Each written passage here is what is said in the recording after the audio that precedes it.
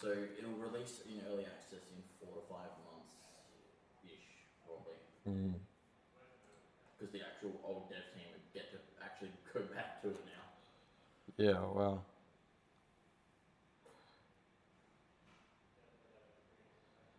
This is pretty bad. That's kind of similar to one of the things that I was looking at. It was this app with in their policy they're basically talking like they're like, we delete your data within 30 days after account deletion, and there was no mechanism for account deletion. You know, it's the same sort of, that's why they did that pre-order thing. That's the same sort of idea. But this whole original thing was pretty bad. So yeah, Unknown Worlds was the old company, right? Yeah, and then Crafton was doing their dodgy stuff. Yeah. That's a huge amount in bonuses, actually. Yeah, yeah. 250 million. That's a big. That's why. I didn't even know the game was that big. Wow. Yeah. I knew Subnautica is huge. Yeah. Yeah. With two, like it's got multiplayer. It's like everything you could have wanted out of Subnautica 1. That's great. I know one's heavily modded, so that obviously means that the community wants more. But yeah. Me and my housemate have been waiting for this, and we're like, this will be awesome. It's going to come out now because Crafton's absolutely shit all over it. But now it's like, this is like, oh, it's actually going to come out. Can I believe you asked ChatGPT about? Yeah. I mean, I'm not surprised. Actually, people use it for everything. But yeah, that's pretty rough. And then also we've got speaking of the CEOs and so Atlassian had the big layoff, and in Australia, like they had the 1,600 laid off just now. Here's somebody who was fired after 11 years working there, just days after making comments about Cannon Brooks, the CEO, and so over company restructure and how he talked to employees. So, I've heard of this one actually. Yeah, so that's another thing that people were saying is with the AI replacement. It was a bit of a joke going around, like, well, AI is not going to talk down your company in the company-wide Slack channel. So Atlassian has this quote unquote, I forget the term they use, but it's like free open work environment where they're allowed to freely discuss. That's kind of the idea of it. Yeah. So yeah, basically,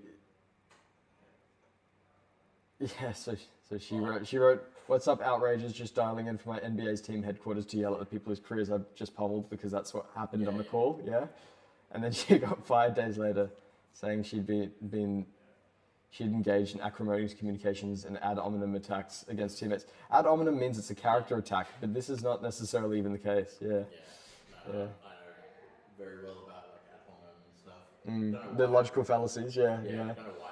I used to debate, so I know them, and sometimes I'll hear like a discussion point and like. Ad hominem, straw man. Yeah, I don't want to do it, but I do want to do it. So like, like I'll let it slide. Straw man's probably ad hominem and straw man. Attack a character, a fake scenario, or there's a few. I guess those two would be the top ones actually. They're the ones I notice the most, like in the wild, like when people are like discussing stuff. Yeah, they're very common. They're all quite common actually, like a lot of them. But yeah. Your point doesn't hold up. No, my mum, she's an English teacher she's a teacher for like a primary school, like year 4 kids, and they're talking about how to construct a good argument. And the kids were going around giving examples or whatever, and Mum was telling me these great examples, and I was just doing that. I was like, that's ad hominem, that's this, that's that, that's appeal to authority, that's appeal to emotion, that's all of these things, and yeah, yeah. In relation to cybersecurity, did you see the thing with App Armor? App Armor? Yeah. Oh, really? And they did something? What happened there? The company identified multiple vulnerabilities. What was their name? Whoa. Qualys. Qualys. Thank you. Oh, whoops.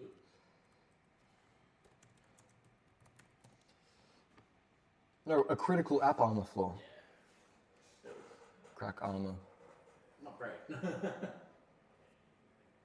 Existed since 2017. Well, 6 million systems. Wow. I really like app armor as well. Yeah, it's. I didn't. Good. Less good than we thought. Yeah. So this is worrying. Crack Armor it's a full advisory on multiple vulnerabilities. So privilege escalation to root through complex interactions with tools like sudo and postfix. That makes sense. you didn't use, you used PK exec, right? Yes. Yeah. Yeah. But I'd say if there's an update to Metasploit, they should probably throw in some of this sort of stuff.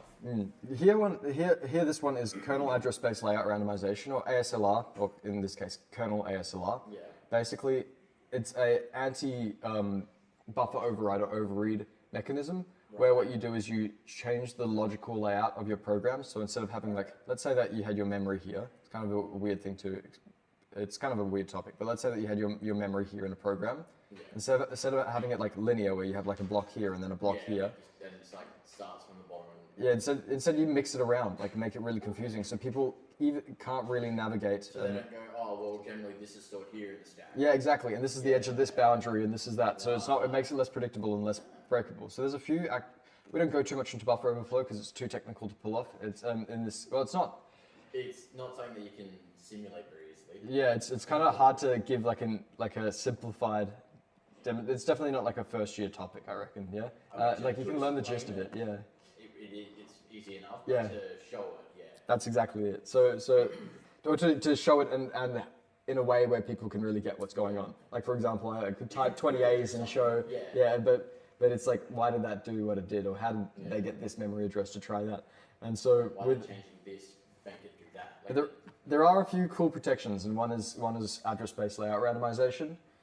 So you can kind of exploit these boundaries by if the layouts are random, if the layout's not randomized properly, then you can find things.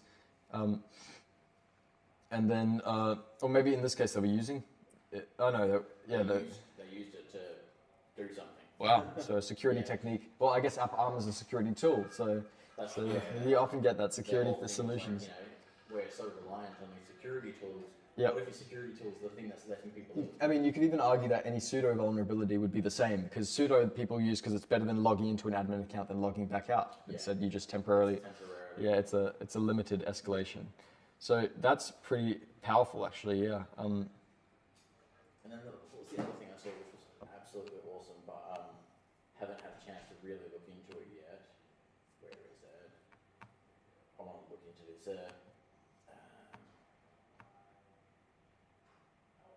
So it's a GitHub thing called Redstack. It's the people who posted it was bad karma on GitHub.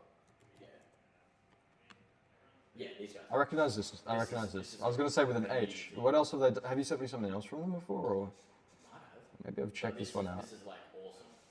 I really want to set this up, but I don't want to do it on my own computer. I want to set this up on like a lab because it's a full feature. It's a C2 framework with multiple machines all running on AWS. That's crazy. Yeah. That shows you the architecture and everything, which when you've installed it all and you set it up, you can actually get that same printout using the IPs for your machines and stuff, so it actually shows you all the... oh wow, yeah. So you've got like something to refer back to when you... it just fills in those variables there, that's nice, yeah, we'll put that there. Yeah, and none of it's publicly accessible, it's all just, you have to... They said because it runs on AWS, you do need to get in touch with... Oh, it gives you a full... Yeah, with Amazon. To let them know that you're running that specifically for whatever purpose. Yeah, so I wonder about liability, because web services don't... They don't... Like, for example, a company doesn't always want Amazon checking in what they're doing with their products. So therefore, Amazon's not actually always going to check. They can maybe identify patterns of criminal activity, but they can't check where their resources are being used for that properly. There's there's apparently a form you can get for AWS specifically, which is mentioned in their write-up, like in their description somewhere. Yeah, either AWS IAM. No, yeah. Well, that's in their console. I'll search permission. Oh, I'll search permissions. Policy attachments. Yeah, it would be. I get that. Yeah, it might not be under that, but yeah. What was the last one? I think. Sax not. No, that's just the root permission. Where was it? Yeah, use it your own acceptable use as well. Yeah, so they're TOS. Yeah. And submit an AWS pen testing simulated event request form. There we go. That's interesting. That's cool that exists. So that makes sense that they'd have that, but I don't know how they'd actually identify, because people would freak out if they had AWS listen, if they had Amazon listening on their actual. It's probably just so that if something liability. They're not going to be like, Yeah. well, this person's doing something dodgy because they're like, oh, he's already filled out this form. Exactly. Yeah. In fact, you could fill out that form, do something dodgy, and Yeah, exactly. I'm not sure. Yeah. So AWS architecture could quite easily be used for dodgy stuff. I'm sure they have pattern recognition and AI, where even if it's not gathering any data that's going on, it can piece together that something dodgy is happening. You know, zero knowledge. Well, not necessarily zero knowledge, just use of behavioral analytics. But okay. So what's going on here? You got a VPC. You can operate through a browser or SSH. Yep. You have a public elastic IP. Yeah, it'll run through that. You can do SSH, RDP, and whatever other connection. I'm sure it might even have. Yeah. You can expand it to other stuff. What is Mythic Sliver Havoc? So they're 3 of the C2 machines, and then there's the Windows one. Oh, this is examples of machines that. Oh, that actually do C2. They're the C2 controllers or the C2s. Yeah. And there's a Windows machine, I think, as well that they've set up, which is basically what you simulate getting access to. Nice. But yeah, like as I said, it's a lot of setup, and I'd love to do it, but I don't want to do it on my personal computer. No. So I'd love to just have a. Yeah. Also, because another thing that you might note is that although the code is public or open source, which is good, it means that you can check for dodgy stuff. It doesn't have tons of stars. It's got a few, but the thing is, it doesn't mean that it's risk-free or it's it's fully supported. Or even if it's got tons of stars, doesn't necessarily mean it's a fully supported project. Sometimes people see they like and they click, which I do. Yeah. Rise in malicious GitHub repos lately. Yeah, tons. There was a big worm that was going around the other day as well. Like I actually didn't look into that one too much, but yeah. I haven't looked too much into the specifics, but I have seen a few articles talking about the fact that there's a lot of malicious repos popping up. Yeah. I'm going to check so one thing that I talked about yesterday that was really cool was Microsoft. So the Xbox One has never been hacked since release, since 2013. It now has been hacked. So it's kind of crazy because you see these products and you go, that product can't be hacked, but everything can be hacked. You know, it's just about changing the environment. And so normally they try things like reset glitching, where they'll try to reset an operation and confuse it. But voltage glitching is, in this case, it's like a long video. He talks about it at like the 47-minute mark. It's actually quite interesting. So I can send it through. Used variable voltaging, I'm guessing. I actually have no clue. But with the way that basically he did it was so at the read. So there's read-only memory, that verifies your identity and who you boot as at boot time. Microsoft can't patch it. Yeah, no, it's unpatchable because it's not a patch. Yeah, exactly. So actually unpatchable. And the other thing is, not only can Microsoft never patch this, but people can make mod chips. I don't know if they'll do it, but it's a bit complex step by step. But making mod chip will physically automatically do it for you. Yeah. What it means is once you're in that, not only can you, because you've got Microsoft's whatever their system administrator or the system account is called, you have. Yeah. Okay. So I was reading along on an article with you. So it's a good. The talk is cool too. I haven't watched the full thing, but at like 47 minutes they start talking about it. Once you're in, it's not just like, oh, I've got admin permission on this account. You can start looking at how the operating system looks. You can look at the hypervisor. You can look at you can even start reversing some of the games and things on there that you normally couldn't do. You can decrypt the firmware. Yeah, you can decrypt the firmware, even the software that you download as well that normally wouldn't be touchable. That's crazy. And it's literally just two glitches. It happens. It's basically when one way to think about it is like you're showing your ID to a security guard to get into a building. And then as soon as he's reading your name, flash him in the eyes with a flashlight. And then you do it a second time to basically make when he's signing the form, so he gets confused and presses tick. And that's essentially what it does. Is the identity check, flashlight. The sign the form, flashlight. And then it's The first glitch skips the ARM Cortex memory protection setup. Mm-hmm. And then the second one hijacked an memcpy operation. That's crazy. Memcopy, yeah. We actually saw memcopy in. We saw memcompare actually, not memcopy, but it's the same. But it is just a simple, yeah. But yeah, that's crazy. It's not. Yeah, it is crazy, and it's not something like they would have tried. Voltage glitching has been around for a while. They would have tried it before, but it's just getting the exact right moment to do work. It's insane. In fact, I wonder what happened if people tried it for a bunch of years, they stopped it, gave it a break, and somebody came back and tried it again, or if it's been an ongoing effort. Because I'm probably sure hobbyists have been doing it. It's a big product. Yeah. It's been widespread. There is a very cool, one of my favorite podcasts ever is the Darknet Diaries episodes on Xbox Underground. There's 2 episodes. It's not about the Xbox One. Yeah. It might be the Xbox 360 or before that.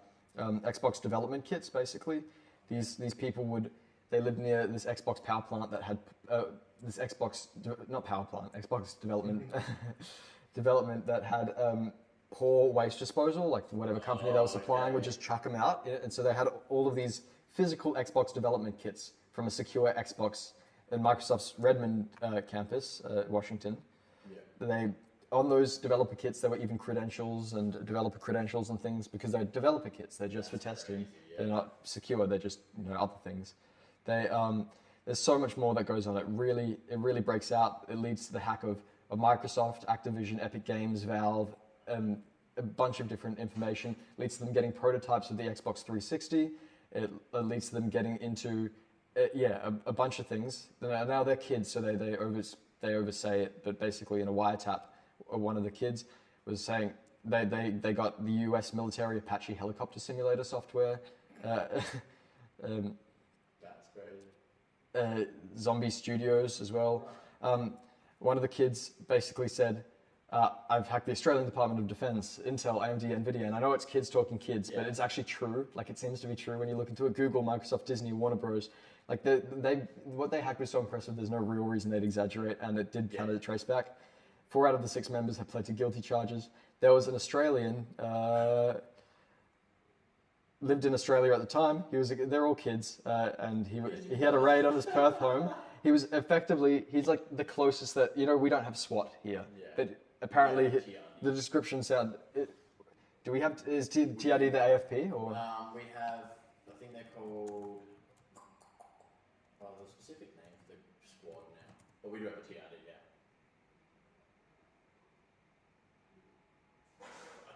No, it might be a different name, but yeah.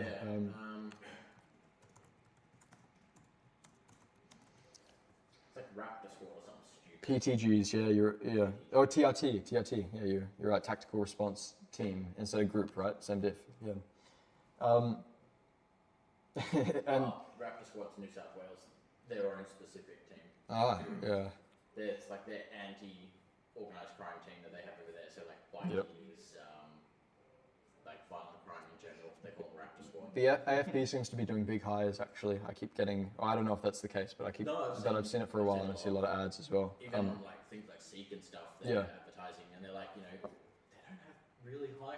They don't. But the thing is, they don't have high requirements for entry, but they do have their own processes, which means that like let's say if they have 1,000 applicants, even if the requirements aren't high, because they funnel down with their testing and whatever, they can have 1,000 applicants and get 10 or 12 or whatever. So even if it's like that, low requirements to apply, yeah, but doesn't mean you're going to get in. Exactly, but it's still like 200 new roles that they're hiring right now, or more than that maybe. So this guy fled to Dubai and the Czech Republic, where he claimed there were human rights and political issues with his trial, and his mother was jailed for more than 2 years for helping him flee Australia to avoid criminal charges. But yeah, so that's the Australian, that's the Perth link to it, which is funny because Perth doesn't often get on the map, but this was a proper raid, and it was not like it wasn't a SWAT, it wasn't bomb squad, but it was a big raid from what I hear. And then you hear some cases where some of them think that some of them are gonna get, they think they're going to get some Microsoft job once they get caught because they've just hacked all their stuff, and then that's not the reality. I think for any of these guys, I'm pretty sure they all just got arrested or released. You hack someone and you're like, here's the job. Yeah, it's such a common thought though in this young hacking community. It's because it does happen occasionally, so words go around about it, and everybody, these teenagers and young adults, really think this is a pathway into industry, which it shows you just how unfortunate wasted skill is in industry as well, because there's so many unskilled people who aren't getting the jobs. So many skilled people that aren't getting the jobs that are out there, and then they think that the best way to do it is to showcase their skill by doing something like that, which is a shame as well from an industry point of view. But obviously, check out this CVE when you're done with this. Yeah. This is crazy. New one's 2026 32746. It's a 9.8 CVSS.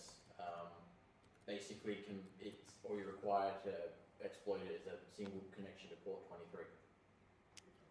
Telnet. Mm-hmm. What? It's not a patch yet. They don't think it'll be patched until. A new. Okay, yeah. I wouldn't bother patching this one. Wait, what library is it? New init utils. But I don't know why they patched this, because Telnet should not be. I guess it's just because in case people still are running Telnet, because it can. People do still run Telnet. It's still. Execution. People shouldn't run Telnet. But yeah, no, you shouldn't. People shouldn't run Telnet, but people do run Telnet, and that means that Dream, YouTuber, not quite. Yeah, I didn't know Dream was an Israeli. That explains a lot. You know, remote code execution as root. Okay, so it is pretty bad. And unfortunately, Telnet is bad enough, but Telnet still. You also can have port 23 open without Telnet always. Oh yeah, no. So yeah, Telnet shouldn't be run, but the thing is, Telnet is run, and so the worst that Telnet can get still is significant.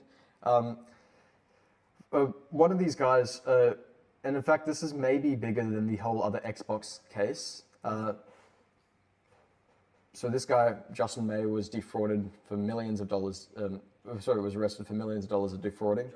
But Austin, this one is the best one. So he didn't get arrested. He didn't get. I mean, I think he was charged with something, but he wasn't jailed. Yeah. Because he cooperated with the FBI in resolving the illegal trade of FIFA coins. Now, this trade of FIFA coins was genuinely like a bigger operation than all of this. It was like $100 million, $200 million. One thing that they did is they found blueprints for, must have been the Xbox 360 or maybe the Xbox One, because it says 2014 in these arrests. So they found blueprints for these Xboxes ahead of time, these prototype models. Yeah. So they built, based off the blueprints, they built the prototype model and they sold it to bidders basically. And bidders were like, okay, we want the first prototype of the Xbox One. It's a cool thing to have. So they found all the right parts and they actually did build it properly and it worked and it was the prototype. Again, either Xbox One or 360.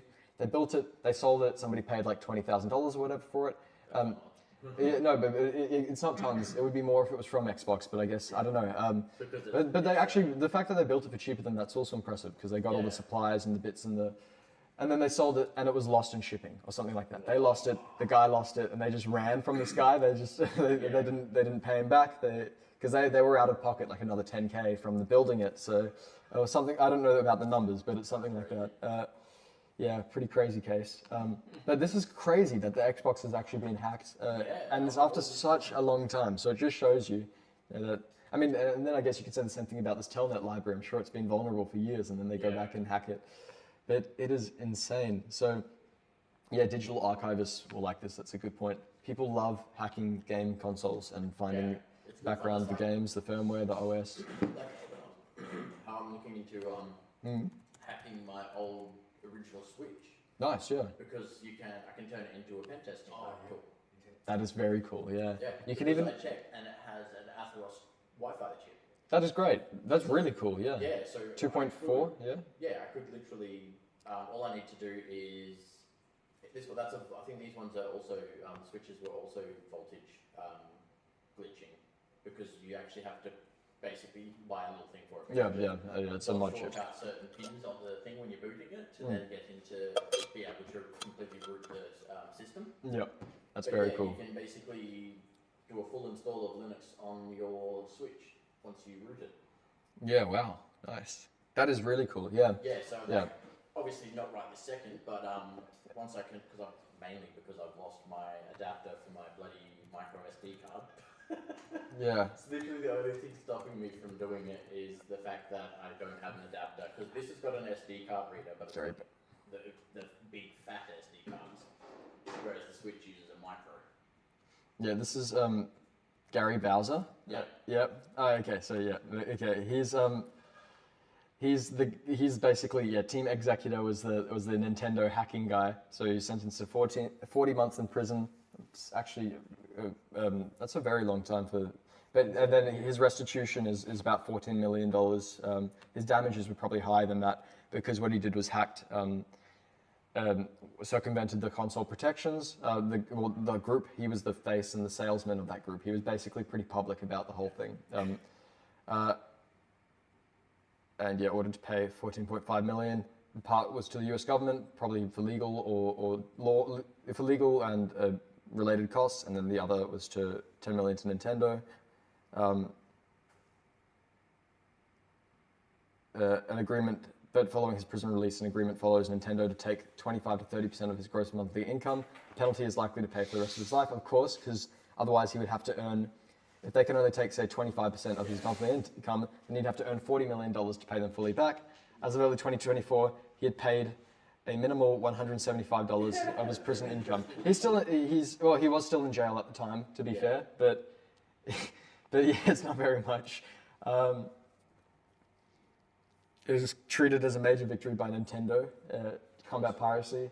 So glad that lawsuit of theirs against Pocket Pair got thrown out. Oh yeah. We'll bring that one up as well. I know it's The copyright, not copyright. It was over. It was copyright law, but they tried to copyright the mechanics for catching Pokemon. Yep. And or transitioning from a ground to a flying mount. Yes. Yeah.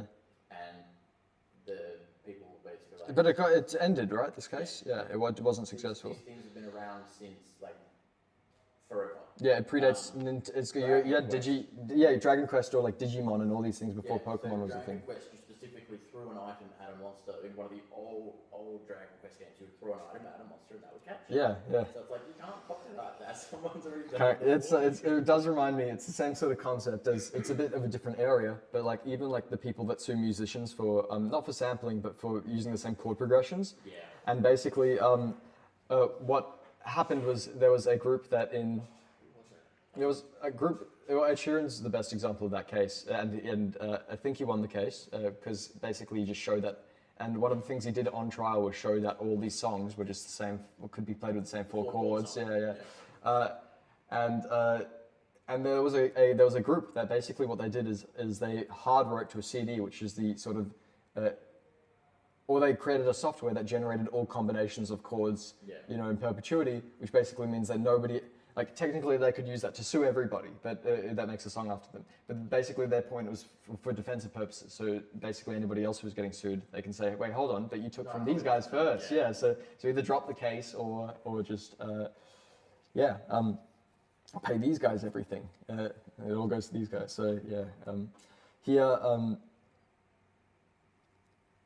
Google is pausing its $20 billion data center. Tax-related concerns. Google said they're not looking for tax incentives, but that is interesting. Why? Permanent establishment operations 30% corporate tax rate. This is higher than the rate Google currently pays on services delivered to Australian consumers. And currently they're paying around 20%. We talked about the Cortical Labs. Yes, we did. Yeah. And in Singapore as well. Yes, yeah. Very cool. That is so cool. That's such a cool area to work in. Yeah. I would love to have the skills to work in that sort of a field. No, job and internship form. What sort of jobs? Do they list their jobs? Oh, yeah. They don't list their... I'll apply for an internship there if I was... Jesus. Yeah. Do it. Do it. You're doing biomed. Oh, baby. This is the guys that are doing the wetware stuff. So they're growing human brain cells and using those to power data centers instead of computers. Oh. Yeah. They're doing internships and stuff. That's amazing. Wait, is this in Australia? Yeah. Over east. Yeah. The company's in Sydney, but they're for some reason building the data center in Melbourne. Yep. Right, some things that we covered yesterday, just to do a bit of a recap. So one is hashing and salting, sort of the idea behind that. So first off, with cryptography, with normal general encryption, you have encryption and decryption, the idea of making data unreadable and readable again. There is two methods for encryption and decryption, or two, not methods, but two main ways that you can kind of approach this. There's many different algorithms. The algorithms actually aren't significant here. Yeah. The two approaches is symmetric encryption, where you use the same key for encryption and decryption. It's good, it's fast, it's simple. The issue is you need to have a shared key. How do you share a key? Let's say all this red is your untrusted area. That's everything that you're sharing, so that would include your message, which you want to encrypt. But if you are using this, if you're encrypting the message with a key to get your ciphertext and decrypting the ciphertext with the key to get the message, symmetric encryption, very fast, very simple. But how do you even get that key? They both need to know that key, and if you just put it out in the red, dangerous. That'd have to be, you'd have to do hardware keys. You could do hardware keys. Here, I'll hand you this, but you still have to, You have to keep this, or you have to have an already established secure connection. Give that key that way, and then do it. So there are ways that symmetric key is still widely used.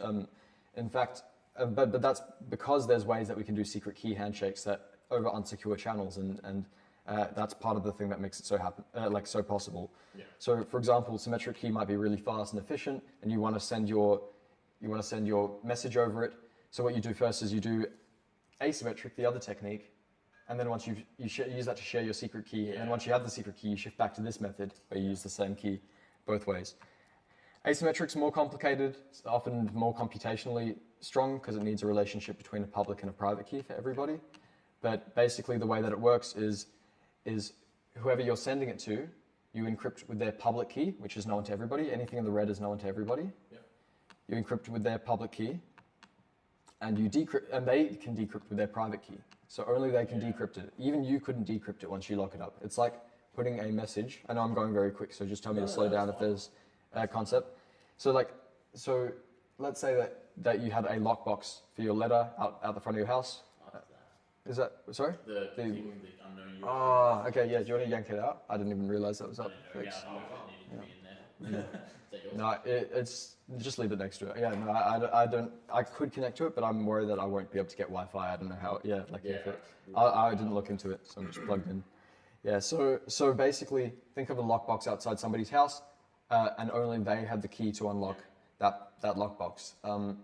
So you can put letters in. Anybody can put letters in, but as soon as you can put it in, you can't get it out. Only they can get it out. So it feels unintuitive encrypting with their key, but it makes sense. If you encrypted with your key, they basically could not decrypt it at all. Yeah. Because they don't have your private key. Or if you encrypted with your private key and it was decryptable with your public key, then everybody could do that. So the point is you would put it in their lockbox, only they can unlock it. That's asymmetric encryption. Right. It's a clever public trust model because everything's public, yeah? Yeah. But the issue is I guess handling this relationship is the cryptography needs to support this relationship where encrypting with this and decrypting with this is Still possible. But it's not something that everybody can figure out. Like this is the public key. What is the private key going to be? What must it be? And then, because let's say there can't be an obvious correlation between the public and the private. and yet there must be a relationship between the two. So that's where the challenge comes in. Cryptography is able to do it pretty well. In fact, a lot of these are modular arithmetic, or discrete logarithm problems. So one way that we can think about it simplified, and I'm not going to get into the math side of it, is I can say when I'm setting up, I can say 3 times 4, and that is very easy to solve. Yeah, 12. Thank you. Maybe not so easy for all of us. However, if I give you 12, you don't necessarily know how that's been made up. Yeah. Has that been made up as 3? 3 plus 3 plus Yeah, 3. is it 3 plus 3 plus 3 plus 3, or is it 3 times 4, or 2 times 6, or 2 times 6, or exactly, so 2 times 6, or 1, obviously this is a very small number, so, or we don't have to stick with whole numbers, it could even be, 1.5 times 8, and it could be this divided by that and that, but there's infinite ways to come to 12, but 3 times 4 is always going to be 12. So, so that's kind of this sort of idea where it's very easy to do some things one way, but it's very hard to do it the other way, and that's like creating this pattern or relationship. In fact, we might look at modular arithmetic in a bit. So basically, to encrypt, you encrypt with the person that you're sending it to, not your own, the person you're sending it to, their public key to get the cipher, and to decrypt, they're decrypting with their private key, so only they can decrypt that one. All of cryptography is basically doing two things. We looked at substitution ciphers and transposition ciphers. So substitution changes values, transposition moves location. It's like the Caesar cipher versus the railroad cipher. Exactly. So Caesar's your substitution, your railroads, your transposition. That's 100% right. And all of these things, substitution is adding something called confusion, and transposition, better known as permutation in cryptography, it's the same thing, it's just moving things around, is called diffusion. So the two ideas here is confusion is hiding the relationship between the ciphertext and the key. So if you, let's say that you know the ciphertext and you know the key, Yeah. you don't want to, you can solve it for the plain text, but you don't want to figure out that relationship or the pattern that makes that happen, like that relationship. Or nobody should be able to really see that relationship happen. Even if they know the ciphertext and the key, it should work to decrypt it, but it shouldn't be obvious with how it is. It doesn't look like it's related to each other. The key doesn't look like it's linked to the ciphertext logic. The other thing, and that's what substitution does for you. The other thing, what permutation or transposition, the same thing, does is diffusion, where the relationship between the plain text and the ciphertext are hard to uncover. Diffusion as a term makes sense because of what diffusion itself Yeah, is. just spreading it out. So think Yeah, about light around. diffusing. Exactly. Yeah, that's right. So diffusion is basically whatever your input is, should completely change your output. So let's say that I have an input that is the entire, whatever it might be, the entire written history of the Earth, and I encrypt that. And then I have an input that is the entire history of the Earth plus a random letter or number or any tiny bits different. The output should be as different as possible. So there should be no perceivable relationship between the plain text and the ciphertext. Light comes from the sun, and then when it hits our atmosphere, It spreads out. Exactly. That's exactly what it is like. You're spreading out the input. Any bit, each single bit in a message, its influence should be spread across the whole entire ciphertext. So even though it's only one bit, one binary value in its original message, it's everywhere across the ciphertext. like say a magnifying glass, and you get at the exact right point, it puts it all back together in one point. Exactly. And you can kind of undiffuse it. Yeah, it's the same way that encrypting and then decrypting works. Yep, exactly. It spreads out, and if you get it right, it comes back into the same point. Spot on, exactly right. And then we've got, so we've talked about transposition, substitution. We also have stream ciphers and block ciphers. So stream ciphers will do something like encrypt one bit or byte at a time, one piece of data at a time. Okay. It's very fast, it's good for real-time encryption. But if the key stream is reused or if the text gets long enough, or there's a few weak ways that it can be good, it has been implemented properly. Let's look at not really a cipher, but a form of encoding. Never really heard of stream ciphers, to be fair. Yeah, so they're less, I'd say they're less common than block ciphers, but they're still used. It's weird, because I've never heard of a stream cipher, but I know what a block cipher is. Yeah, that's interesting because they're comparative as the two things. One's a stream and one's a block. Okay. So a stream will take, let's say that you have a bunch of data, bit by bit. Yeah. It's gonna do a bit or byte at a time. Whereas a block will take your fixed size block. Let's say you have a block that is 8 letters long, and it's going to do that block, and then it's going to take the next 8 letters and do that. So if you have a huge bit of text that say has 32 letters, that would be 4 blocks. If you have a bit of text that's, the unfortunate thing with blocks is that even though you can do better cryptography on them, generally speaking, or it's bigger chunks that you're doing it on, you have padding needed. So let's say a block size is 8 letters long. So it wouldn't be in letters, it would be in bits. But we'll say 8 letters. Yeah. And the thing you're doing is only 6 letters.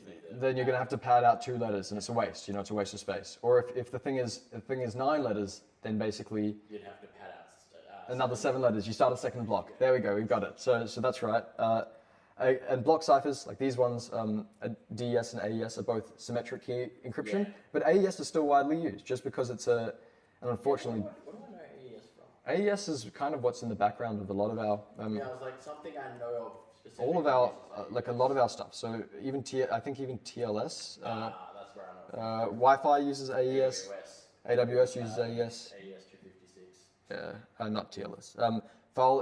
And that's so where I would have seen it recently when I was playing around with Wireshark and Crackin. exactly. It would have been the AES with the WPA. That would be where you'd be cracking from. You'd be trying to. Right.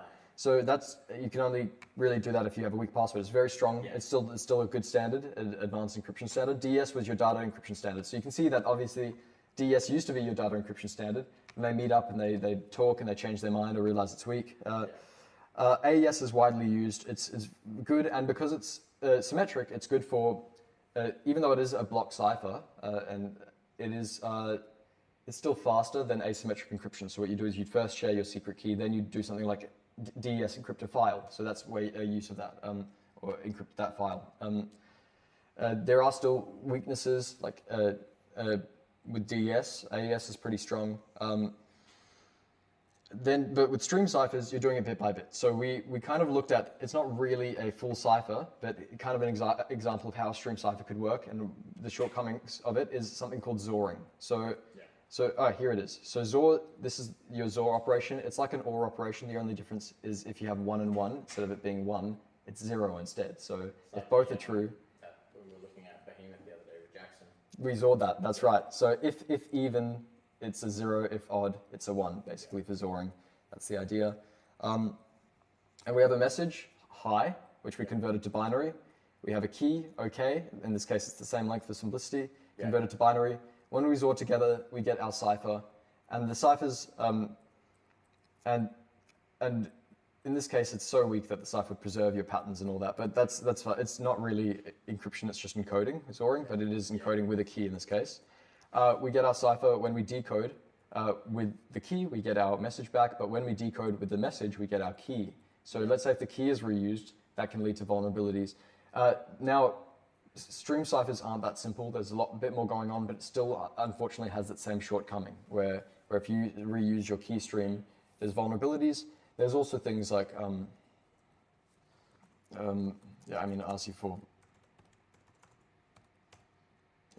Breaking RC4 is a little bit more complicated. So some of these get more mathematical. We looked at DES, just the concepts of it, and even though DES looks really complicated, we figured out that all that's really going on is your permutation and your substitution, so your confusion and your diffusion.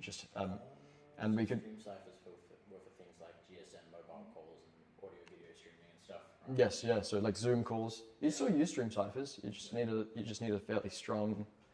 You just need a fairly strong one. So that's not that even. Sorry. Is that better? Yeah, so RC4 is a classic sort of stream cipher. It's not very strong. I think even birthday attacks were... Yeah, I was going to say for data, it seems like for text especially, it seems like stream ciphers are not the way to go. Yeah, no, it's not that great. If that's No, that was DES, text that's ever blocked. appeared somewhere else in WinCrack, it's gone. it's out there.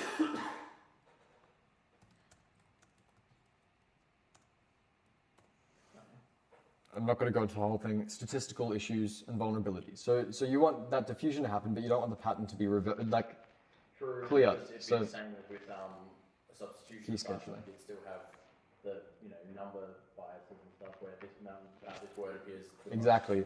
Yeah. And you do move things around. It is a mix of substitution and transposition. Yeah. So I think they use like LSRF what is it? But this is basically what it works is your keys that you use, you generate a pseudo-random XOR key. However, pseudo-random is hard to pull off, right? If the random is not very good. So let's say, so one example with RC4 is even though it's a pseudo-random key, the second output byte is biased towards 0 instead of 1. So it's 66% chance of being 0 instead of being 1. So even though that in itself is very, very little, like, oh no, we know that this second part of the key is going to be 0 rather than 1. Over many sections, those biases build up. And because of diffusion, where the influence is spread, is if you have a predictable key, you can actually also predict and break and reconstruct the plaintext over large sessions where that key stream is reused. There's other weaknesses as well, but it is actually quite cool. Cryptanalysis is such a cool field. Unfortunately, it is very math heavy, so be aware of that if you're... Is this thing you're talking about, left shift register. Yeah, that would be. It's not hard. It looks complicated. complicated. Reading that, it sounds pretty in depth, but then the more I read on it, I'm like, okay, it's not as bad as it sounds. It's basically like, it's like, there might be a little video on that. That's probably the best way to show it. But you can basically say, a diagram. Yeah, I was gonna say, I'm looking for a diagram. Oh yeah, here we go. Geeks for Geeks is probably good. 16-bit Fibonacci LFSR. So, yeah, we used to have in our crypto exams or tests, in our first test, we had like, they give us this thing and it's like after 8 moves, what does the LSFR register looks like? And like that's what, yeah, it was fun. I really enjoyed that course. It wasn't actually, you get used to it as well. It takes a bit to wrap your head around what's going on. I'm reading the description of this bloody picture and I was just like, nah. No, not happening right now. Fibonacci LFSR. The feedback tap numbers shown correspond to a primitive polynomial in the table. Yeah. I'm just looking at that going, I beg your pardon? No, that's what crypto feels like to start off with. And then the thing is you get used to each of these terms, and instead of public key cryptography being all of this infrastructure, whatever, then you're like, okay, that's how that works. That makes sense now. And bit by bit, these things kind of combine together, and you don't have to think about everything in its simplest possible form. Instead, you're able to think about the bigger picture, because you know how that one bit works and its pros and shortcomings. So, sorry, yep. another thing I just remembered. Did you see the US Department of Homeland Security hack? And it's revealed all these massive things they have put in place for AI and monitoring and stuff, which is literally why Anthropic were like, no, we won't work with you. We don't want to do this. Yeah, geospatial heat maps, instant and trends. Like AI stuff at airports and things, and it's like, there's a company, non-profit called Distributed, what is it? Something distribution of secrets. It's like DDoS, but distribution secrets. Nice, yeah.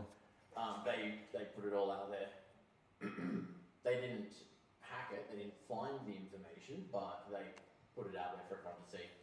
Wow, yeah, interesting. Yeah, that's crazy. Like literally, as soon as Anthropic was out, they're already putting all this stuff into play. Wow, that's insane. All right, we will look. Sorry. Yeah, no, that's good. It's good. It's good to bring that. Yeah, yeah. I'll look more into that. I'm interested in what sort of data's out there. Yeah, a lot of the stuff there is well known that they do that. But yeah, so we looked at hashing as well. Now, hashing is, unlike encryption where you want decryption to be possible, hashing is a one-way encryption measure, incredibly useful for many different applications. Yeah, you don't want it to be decryptable. When you don't want it to be decryptable, it can be used for proofs of things where you can prove that something is unchanged or unmodified or from a correct source. It can be used for zero trust verification of things, where let's say that you do not want a database to have your password, and that's a vulnerable thing for them to have. So instead you can use hashing instead. Let's say normally, and we did a bit of an example yesterday. First, I'm getting a bit ahead of myself. I shouldn't get into the examples. The features of hashing is it's a one-way encryption function. Kind of think about, again, back to our 3 times 4, that sort of concept. One-way encryption can't be reversed. A hash, when you encrypt something, when you hash something, it results in a digest. So, like, let's say hash of message equals digest. So a digest is your hash. That's basically the hash that you're working with. A digest is a deterministic, meaning that when you hash something, the same thing, it's always going to be the same result with the same algorithm, which is kind of how we prove what it is, like, so if, compare that, make sure nothing's been changed. Yeah, exactly. So let's say we have some input, we hash it with an algorithm. That is always, the digest is, and then we do it again later on. The digest is always going to match. We want it to be deterministic. A digest is also fixed size. So when you hash something, no matter what your input is, your input could be 0 bytes or 1 byte or the entire, or more input than all of the atoms in the universe, more text than all the text in the world, whatever it might be. Your output is always going to be the same size depending on whatever you hash it with. So for example, let's say SHA-256 is going to be 256 bits, or MD5, which we looked at a little bit yesterday, 128 bits, perfect, exactly. SHA-512, similar concept to 256, but it's going to result in 512 bits. So the things about a digest is it will be fixed size no matter the input, but deterministic, always the same. So the thing is, when you have a fixed size output, there is a limitation.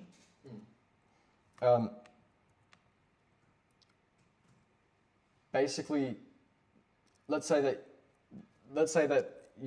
instead of all of these, with these numbers, there's like so many possibilities. 256-bit is like 2 to the power of 256, which is incredibly large. That's 77 zeros worth of options. It's really a massive number. It's like how many atoms are there, how many atoms in the observable universe. 10 to the 78, that one was 10 to the 77. So, basically the same, right? 2 to the 56.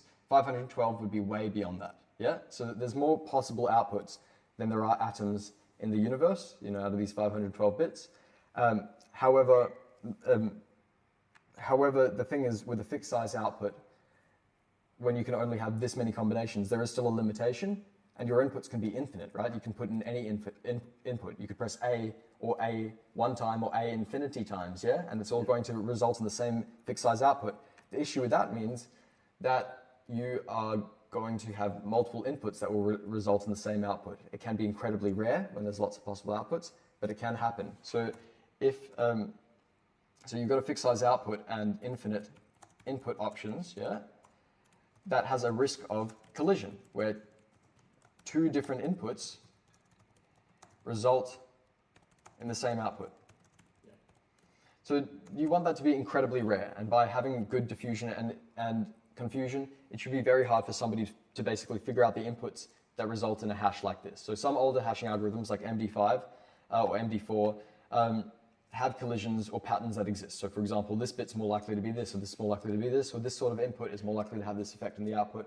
And that is a collision. That's a bad thing, because what it could mean is, let's say somebody figured out that the hash for, and this is unlikely that it would be legible, but they figured out that the hash for a password that they found in a database is the same as the hash for, so the hash for QWERTY, for example, is the same as the hash for 1234. It wouldn't be, because there's so many possible hashes. But if they could do that, then any website that has QWERTY, the hash for QWERTY stored, somebody could log in with 1234 as a password, or any software where its hash is, it says that. Basically, any QWERTY, its hash says that. If it said 1234, its hash would say that as well. So you want to, if someone gained access to this password and found out that this is ours, but then was comparing to others and went, hang on, it's popping up here as well. That would be a match, yeah. The same password, yeah. They know that even if the password wasn't us on that page, they could use it as the password. That exists even without collision. So, but yes. So let's say we have a database. Our first step would be, you're the example now, and you have QWERTY123 as your password. Yeah. Yeah. Terrible password. Terrible password. So probably brute forceable anyway. It depends on the rate limiting or whatever else is the case. We're just doing this for simplicity. Vulnerability number one. We are going over this quick because it's content we covered. But if this database gets breached, your password's out there. Yeah. So what they do instead is, instead of storing your actual password, that server actually never has to know your password. Another issue with this actually is not only does the server know your password, but let's say that there's a database or a system administrator who has access to that, they can log into your account as well. They might be able to anyway with their configurations or change the password. The point is they know your password. Maybe they can even log into your other accounts. If you're setting a password to QWERTY123, you're probably reusing it. But that aside, what they can do is then hash your password. So is when you first log in, instead of storing your password, what the database will do is it will take your password, it will hash your password to result in a digest or a hash, yeah? Like sometimes I'll call it a hash when it's really technically a digest. Hashing is the verb, but it's a hash, digest is the noun. So for example, they'll use something like, let's say, MD5, not a good hashing algorithm, but let's say they use that on your password, QWERTY123, when you first sign in, and then they get this digest, which is all these random outputs. No, it doesn't look that random because I haven't really, but that's the idea. Yeah. We understand. Yeah. Cool. So now instead of storing this in the database, they've got your username. Instead of next to your password, they've got a hash. Yeah.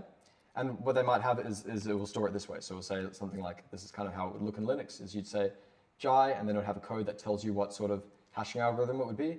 It wouldn't say MD5, it would be like, maybe it would say 5 for MD5 or something like that, but they'd have a code that tells you what algorithm it uses, and then they'd store your hash. So next time you log in, even though they don't know that your password's QWERTY, you type in QWERTY123, type in QWERTY123, it looks at your username, it says, okay, MD5, we're going to take QWERTY123, we're going to put it through MD5, we're going to get this hash result. If the hash matches, then we know that it's the correct one. We know he's put in the correct password. The real hash of MD5 for QWERTY123 doesn't really look that much less random than what you made up. No, but that is because it is so random that sometimes it won't look that random. So CyberChef. Yeah, I just popped it in just out of curiosity. It's like 3FC0A7 ACF087 F again. It's like so many F's, A's, and C's in there. Yeah, a little bit better, but yeah. So so here MD5. Yeah, it would be this, all of this. Because it's a hexadecimal output, it's not going to be letters. So that's why you'd see more A, B, C, D, E, and F. But that's not because of, it doesn't affect its randomness. It's just the way that it's displayed. If it was binary or letters, it would be different. But yeah, so that's your hex. If it matches, then it matches. They know that the password's correct. But you've already identified one of the downsides to this. Earlier, you mentioned it. When we were talking about collisions, it's not a collision issue necessarily, but the issue, what is the issue that you mentioned? If it appears anywhere in a table, like a rainbow table, okay, so yeah. Someone identifies it as being for this password, but then they find it somewhere else, they know that it's going to work. Exactly. Let's say that they know your password here, yeah, or they've identified it in one case, because remember the QWERTY123 with MD5 is always going to be that. Yeah, CF7 or 8413, whatever. CF7. Keep trying. You know, if you just smash a bunch of like the most popular passwords, you don't even have MD5 here and you make a list. You've got a rainbow table. And the thing is, you don't even have to calculate that list every single time. Yeah. You can do it once. If somebody's done it. Yeah. You know, you can use something like RockU, a common list of passwords that you know is common. Slap it in. And then you've got the format. Now, all you have to do is basically download that file from whoever's made it for you. Somebody else has done all the calculations one time. It never has to be done. And they have the list of these things. So the rainbow table is exactly this. They take the most common passwords, put it through MD5 or whatever your algorithm is. They now have this list of whatever the hashes are, and they see that QWERTY123 has this. That hash, and they're like, okay, how many times? Oh, I put in the wrong. I see. I just typed MD5. Right. It's yeah. like 3FC0A7. Blah, blah, blah. Oh yeah, there we go. 3FC0A7. Yep. Cool. So and then they can see here 3FC0A7 for QWERTY123. They say, hold on, this one is a match in our database. And in fact, it's so quick because they don't have to do any computation. If they have the database, they can do the whole database at once. Instead of everybody's username one at a time, they can do the whole database at once, see any matches. And that is hashing with any common passwords, basically. They won't be able to crack everybody's password. You can do it in Excel. You can exactly. Just two things in this, one in each column, and then just sort them. Yeah, and they don't even have to do, exactly, they don't have to do the calculation. They can filter by Excel, they can see is there a match, duplicates, and then they look at the duplicates. Yeah, also another thing is, let's say they crack one password, because it's deterministic. Let's say somebody else also has QWERTY123 as their password. Or if we're getting sidetracked, we can also say, let's say somebody else, it's a really weak collision, somebody else has password 123 and it happens to result in the same hash. You know, that's really bad because that means you could log in with password 123 instead of QWERTY123. But it's also really bad because basically it means that they can crack their input at the same time. Because any time that other password appears somewhere, it's going to be doable with the wrong password, essentially. Yep. So let's say that Abdi, another example, also has 3FC, 3FC, 0A7 or whatever it might be. Yeah. If you're compromised, he's compromised. Yep. So there is a fix to that. You might already know it. Salting. That's right. So salting is basically the same idea, and it's so clever. It prevents against it really limits rainbow table attacks, or basically prevents against them, unless you're using a very common salt. Let's say your salt was 1 every time. Like the salt was the letter 1, all they'd have to do is basically just put the letter 1 in, pre-compute that.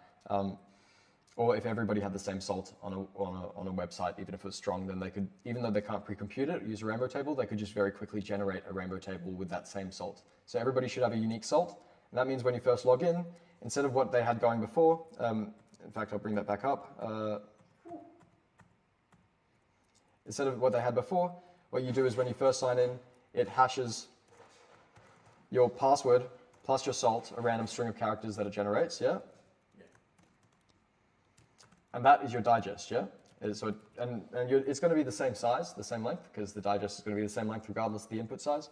So for example, let's say you've got MD5, hash, QWERTY 123, and then a random salt, ASDF, not random, but that's our example here. It's going to result in a digest, and that digest is going to be completely different to your 3FC OA7, yeah?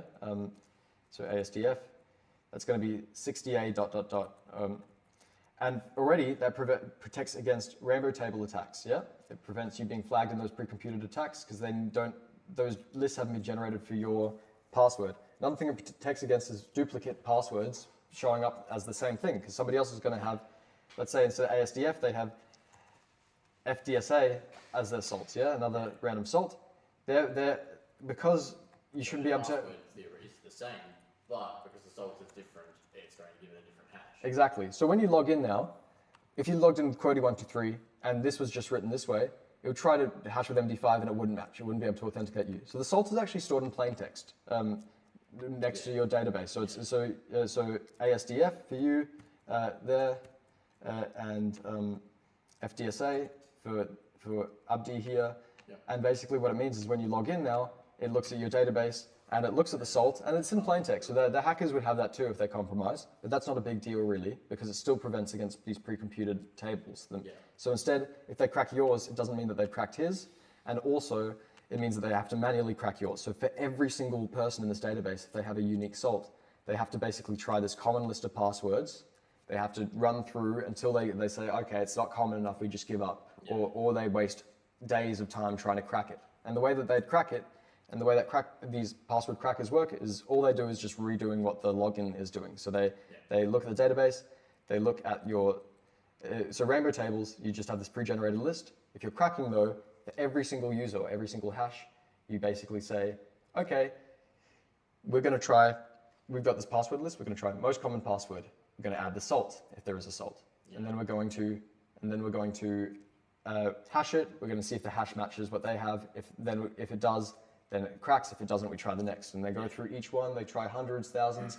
And to do one and get it right, so to log in is a very quick operation. Hashing, also you want hashing to be a fast operation. Yep. Which is why people are using Google Cloud. The hashtag. Yes, yeah, exactly. Because, cracking hashes is also you want to be fast, but Exactly. it's not. No, it is, hashes themselves are fast, but if you're doing lots and lots, that's where it gets really slow. Yeah. And there are some hashes that go through more rounds, and that makes it to generate them, and that makes it slower, which actually adds to protection, but it also lowers functionality to some degree. Adds protection against salted hashes, not pre-computed hashes, because they can just be done, and even though it takes a long time to make that pre-computed list, that can be shared around and used again and again. So we understand how salts protect now. Salt can also be, antiviruses can also use things like hashes. So let's say that you have a software or program, it hashes, and it has this digest, yeah? It results in this digest, this whole program, or its source code, or its behaviors, or its forensics, or network traffic, it doesn't even have to be a program, has this digest. Antivirus can use it a couple ways. One way that they can use it is, say, if a program or a pattern of behavior that it does, or whatever might be the case, is known to be malicious, yeah, it can basically save that hash, or even if it identifies something that's malicious, it can save that hash, and then that's updated across these antivirus databases, and if it recognizes it, then it blocks that traffic from running. The other way that it can be used is to verify if something is correct, is legitimate, is basically, because it should be very hard to make a collision of a hash. So let's say you have a software like Discord, and you want to download Discord. What the antivirus can do is say, what is Discord's hash? When we hash all of Discord's code, what is the program's hash? What is its digital signature as well, which we'll get to in a second. Is the hash correct? If it is, then we know it's the real Discord from the website. If it's not correct, then we know that somebody's tampered with it, whether it be during, in transit, so you downloaded from the real site and somebody's modified the packets that came to you, or whether it be, a fake website that somebody's given you altogether that's not believable or real. So that's what an antivirus can do as well, is it can check that each individual piece of software and say, is this legitimate? It can verify. It won't always be antiviruses, but you can see hashes all of these things will generate hashes. All right, we've done symmetric and asymmetric. Now we're going to look into a new concept called digital signatures. And before we get that, we will just look into something very briefly called HMAC. Because right now, encryption, good way of hiding data, good way of enforcing confidentiality, doesn't really do much else, yeah? Encryption on its own just is good for confidentiality and hiding data. It doesn't keep the data safe. It doesn't make sure that the data is unmodified. Hashing is a good way of also verifying data, encrypting data and verifying it, so you can see things like integrity. But let's look at something called HMACs, yeah, or hash message authentication codes, yeah. It's a concept that I'm just going to put to the side here, just to see how hashes can be used to verify content that you send, yeah. So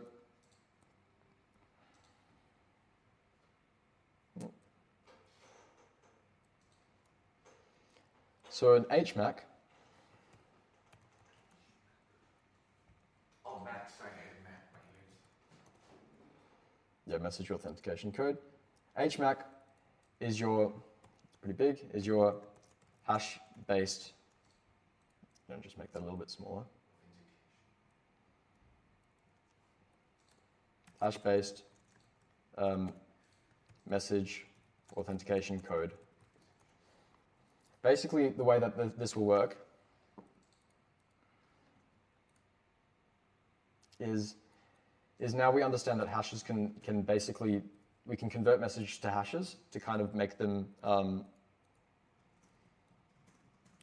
we can convert messages to hashes to what it's not for decryption, it's not for keeping them secret, but what it is good for is for integrity, seeing if it's been modified, because we can check if it's the same, it's deterministic.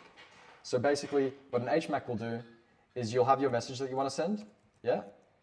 And before you send it, you also create you get a hash of your message, yeah? So a hash of your message equals your digest, right? And you have your original message that you want to send, the content you want to send. So what you can do is you can create, you can basically send your message along with the hash of your message, yeah, or along with your digest. Yeah. And basically, that is your sort of HMAC message. If we look at actually step by step, I've simplified a little bit, but that's kind of the gist of it. And basically, because it's hashed, yeah, if any one bit of that message changes, the HMAC would be different. If any one bit of the HMAC changes, the message would be different. So what somebody has now is they're getting their HMAC message, they receive it, and they see that it is in two parts, the message and the digest. Now they want to check if has anybody tampered with that message, integrity verification, yeah? They want to see, has the message been tampered with in transit, yeah? Or even if it's not a malicious tampering, it could be a failure, like a bit of a signal didn't get through, but it could still be bad. So they want to make sure that the message is correct. What they can do, and this on its own isn't cryptography, yeah? If you're sending a message in a digest, sure, with a hash alone, people don't know what it is, but you're sending it with the message, yeah? It's in plain text, it's not encrypted, so you might add encryption to that afterwards, yeah? So with the HMAC, the receiver, what will they do to verify the message? They have the message in the digest, but for all they know, the message could have been changed in transit. How would they think, looking at what's here, how do you think that they would solve that? So that right now, we've sent a message and we've sent a digest, which is our hash of the message. And now a receiver has received it, yeah? We've sent it to a sender.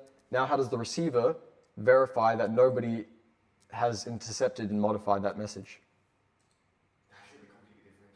The hash would be completely different. So basically, but how would they prove that the hash would be different? Yeah, so you're right, the hash would be different. Uh-huh.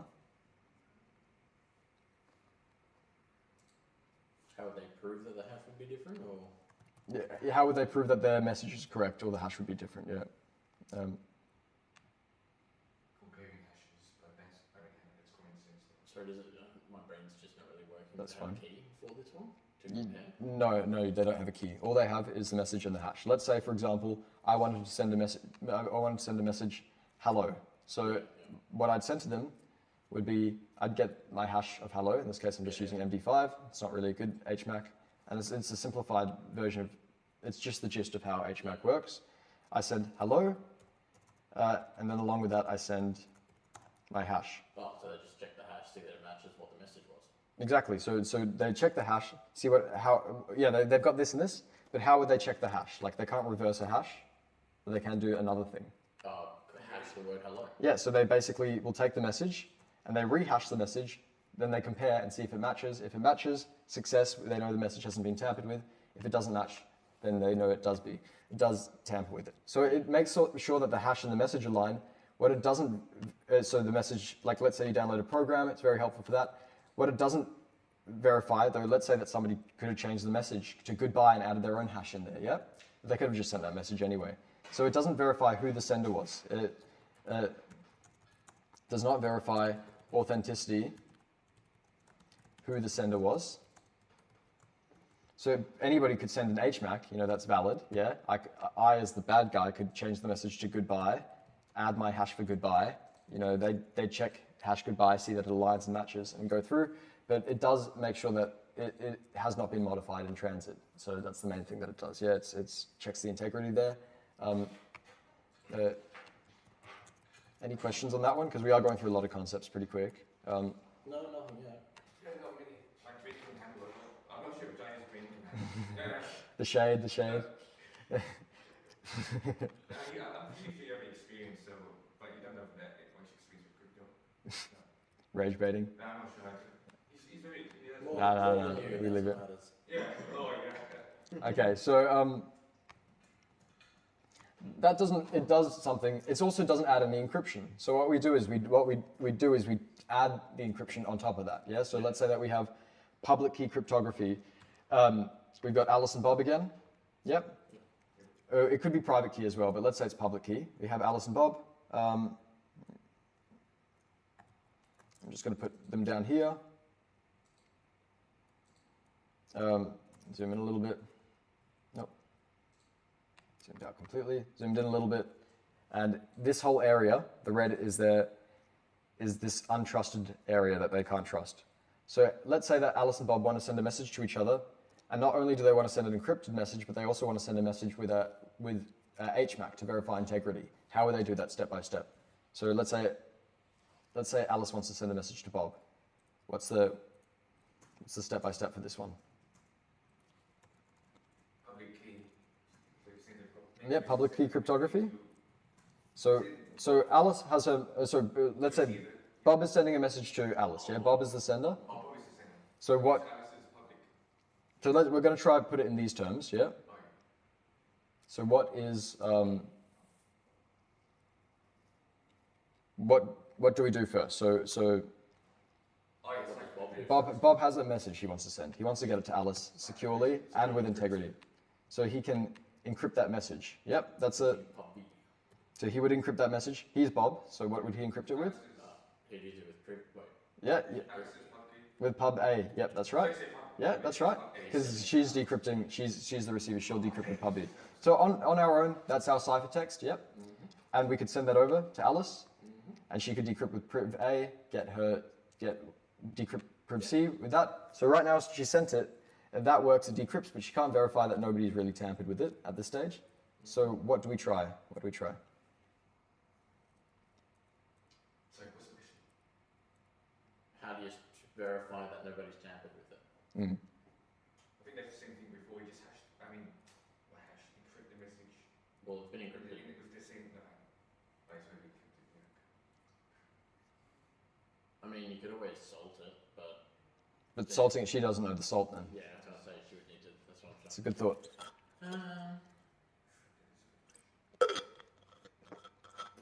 Let's go back to our HMAC. And before we even encrypt the message, we can actually start thinking about it this way.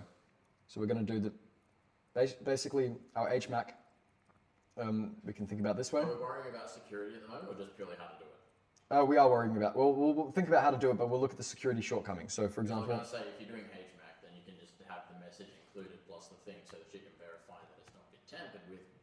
Well, yeah. That's still a plain text message. Let's try that. Let's try that out. So that's the first thing we try. We've got the message. We know that we want to. Our goal is M from the message to be sent from Bob to Alice securely. That's our goal, and integrity. Yeah.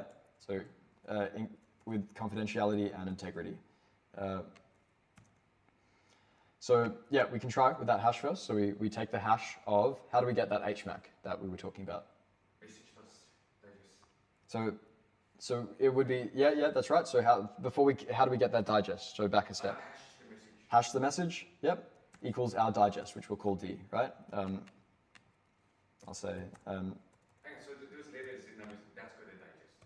D equals digest, yep. So hash the message is digest. So it wouldn't exactly look, yeah, this is just notation. So, yeah. Okay, and we have our digest. Now what do? We don't have our HMAC yet. So what would our final HMAC look like? So you'd have, I'm trying to look at the thing. You'd have M, and you would have D. Yeah, M plus D. That's our HMAC. So I was like reading through Yeah, the little letters. it's good. Yeah, get the used to the notation. Yeah, yeah. So that's our message right now. We send it, but the message M is just in plain text. So we can send M plus D. It's still completely readable. Yeah. So now what do? We've got our HMAC. We've got our message and our. So you want to encrypt that. Yeah, that's what we do. Is we encrypt all of that. So not just the message on its own. We basically take M plus D, and what do we encrypt that with? I'll call that HMAC. Yeah, we'll just make that. Go HMAC through pub A. Yep. So pub A is our encryption, and we go HMAC. Yeah, that equals our ciphertext. Okay. So now we've got our C. I'm still trying to think how she would verify it though. How would she verify? Okay. So she sends. Let's try it. Because we get the C. someone intercepted that and actually, because you've encrypted the whole thing, then no, that's fine. Yeah, it's actually pretty strong. Yeah, she can't verify that it's coming from Bob directly. You're right. That is actually the one risk with this system. But she can verify that the text is exactly what's in the message. Yeah, exactly. So she receives C. Now what does she do? We're looking at how does she get that back?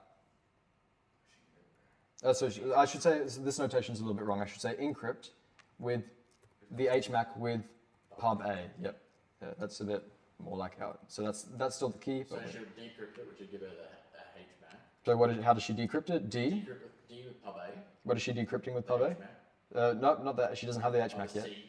Yeah, decrypt C. C with pub A, and what does that get her? HMAC. That's right. The HMAC is the M plus D. So what is M plus D, and what does she do now? So then she's got the message and the digest. So she compares the hash. So she hashes the message and compares that to the digest to ensure that it's the same for both. Yep. So she equals new digest, and then she compares. If we'll say equals D2. Yeah. And then she compares D1 to D2, and if it equals, it's verified. But you're right, you've actually found the weakness. She can't prove that it's from Bob, because Bob doesn't have anything that's proving it's from him. Anybody could send a message. She can prove that the message wasn't tampered with from point A to point B. She can't prove who it was from. So she's got integrity in the message. She's got confidentiality because it's encrypted with public key cryptography. She doesn't have proof of who sent it.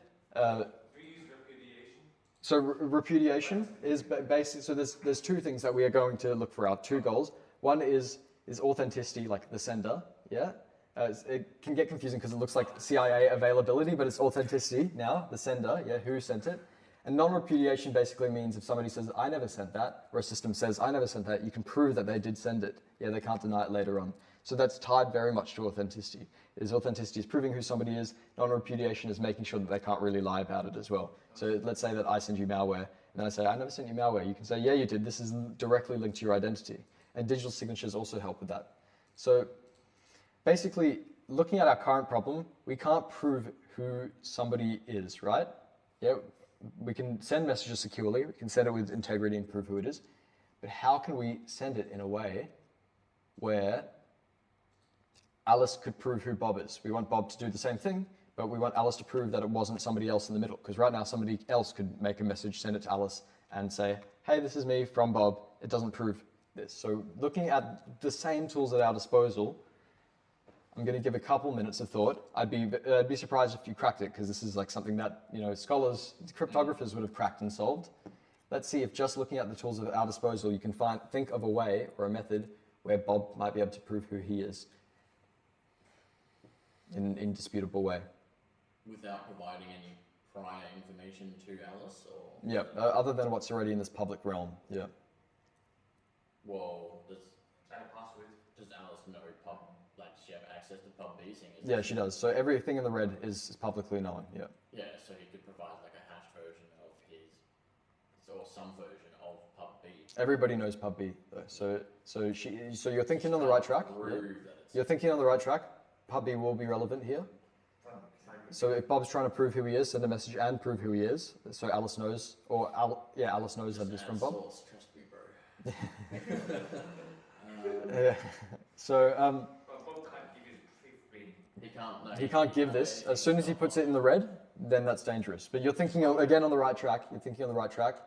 So Bob needs to prove who he is. Right now, it's a good thought thinking, yeah, maybe he does need to hash his public key, but then if he does that, anybody else could also hash his public key because it's public. Well, it's probably, because it's public key anyway. Yeah, and he can't just share his private key. Could he hash his private key? He could hash his private key. That's a good idea, and that is actually going to be part of the answer, sort of, hashing the private key. But if he hashes his private key, she can't unhash it. She can't prove who he is, Can you encrypt the key? You can encrypt. Yeah, it's a good thought process. Any key? But we are, yeah. So we are. We can't, because as Jesse just said, you can't encrypt. If you encrypt proof B, she doesn't know what proof B is. Mm-hmm. No, it encrypts pub. Everyone knows what pub B is. No, like encrypted. But everyone knows what it is. It doesn't prove anything. Anyone has access. Yeah.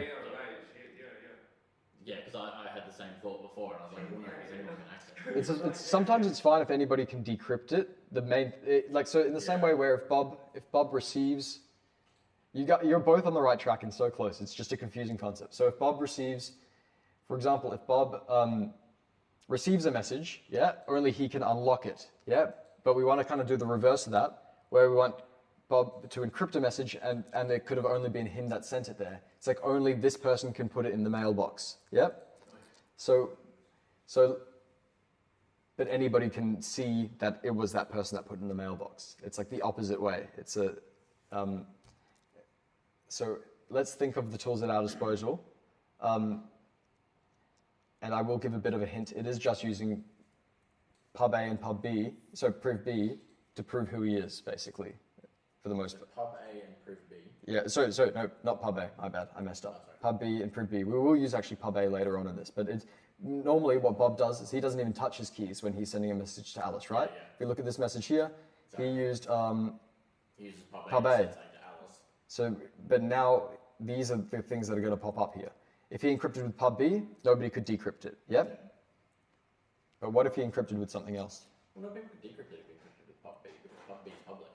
But the way that pub B works is it's not the shared key, so it's asymmetric. So pub B has a relationship, so nobody knows the private way to decrypt it. Even though pub B is public, if he encrypted with pub B, nobody has the key to solve it.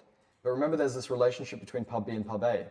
So far, what we've been doing is using that relationship to encrypt with pub B and decrypt with encrypt with the public key of the person, and then they can decrypt with their private key. Now, what if we flipped it? What if instead? Yeah. No, this is crypto. This is crypto. Encrypt the pub B. Yeah, we will decrypt with pub B. But if we're decrypting with pub B, what must we have it encrypted with to get that relationship to work? To decrypt with pub B, you'd have to encrypt it with pub B. No, encrypt with proof B. So basically, let's say that Bob, he has a secret proof B. Nobody knows it. Yeah. But he can encrypt a message, yeah? Yeah. Or something. It's not just that there's an extra step to it, because we're combining integrity as well. He encrypts a message with proof B as the key. Nobody else knows the key, but because there's a relationship between proof B and pub A, anybody else, yeah? Anybody else can basically decrypt that message using what are they going to use to decrypt? the cipher, what's their key here? If he's encrypting with priv, they're decrypting with public. They can all do that. So it's not a proper method of confidentiality, is it? It's not hiding anything. Yeah. But what it does do is prove, if they can decrypt it with pub B, it must have been encrypted with priv A, with priv B. And who has access to priv B? Only Bob. So basically, they can all have the key to unlock it. He's the only one with the key to lock it, yeah?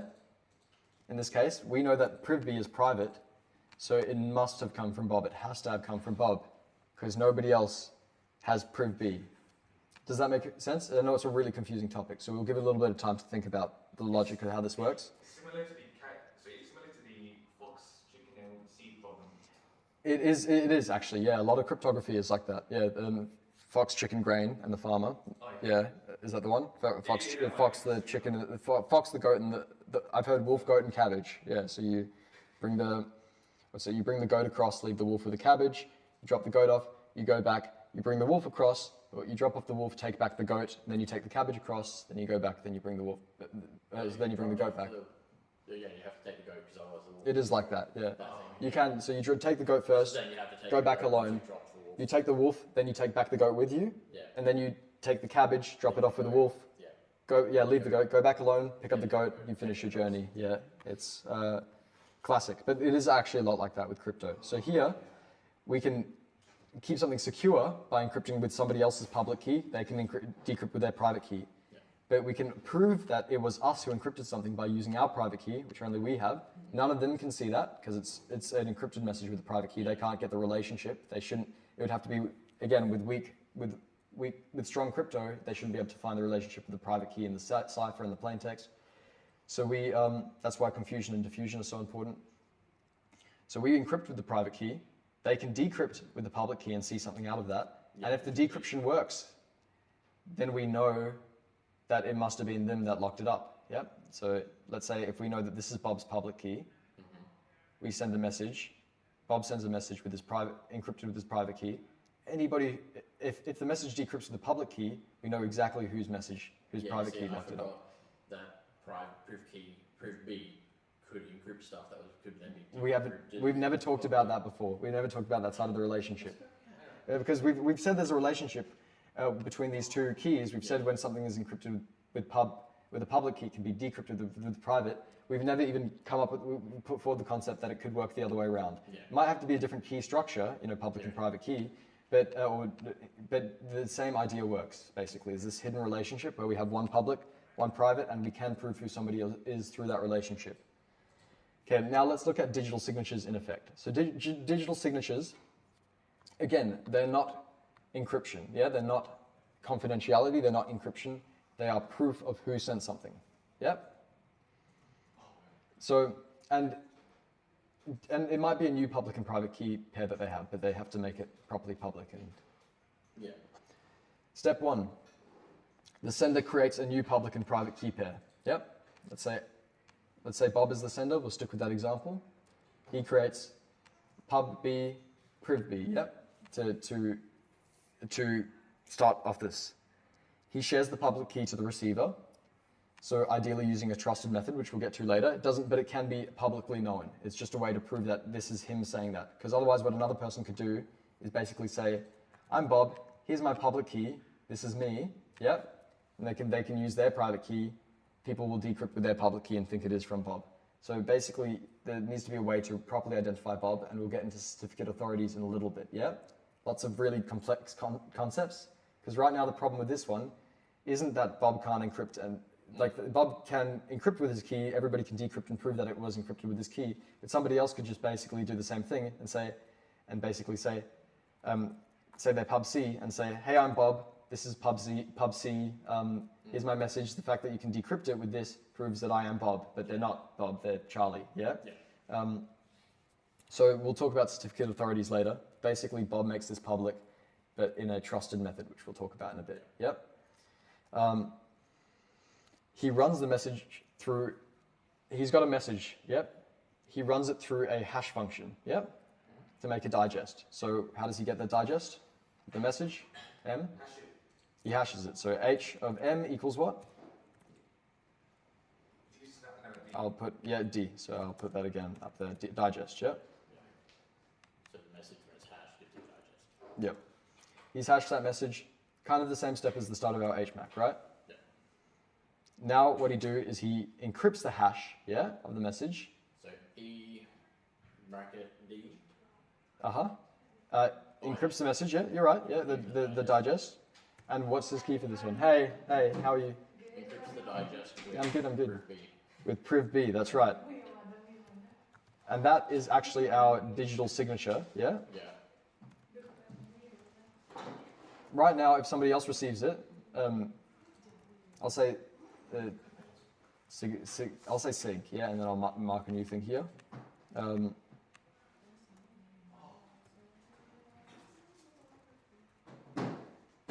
Sig equals digital signature, yeah? That's our signature. Now, if somebody else receives it, they can decrypt with pub A, yeah, and say it came from Bob, but they're still left with a digest that they don't know what it means, right? They don't have any original message, yeah? Yeah. So that's our signature. What we now do is we send the message plus the digital signature, yeah? So again, it's not encrypted at this stage. We know how to add encryption. So send the message with the digital signature.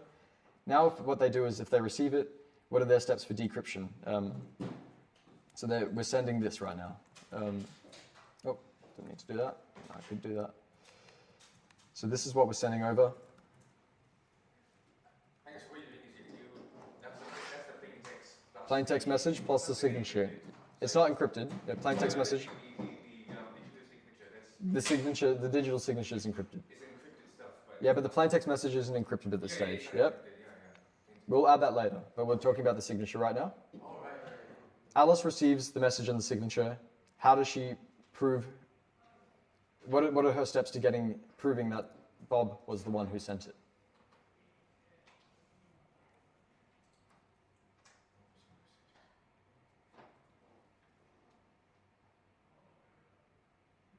Alice receives message plus signature. You say on the right, encrypted with what? You say It's encrypted with Bob's private key. Oh, with Bob. So you decrypted with Bob's private. I don't know. She doesn't know Bob's private key. I just realized that.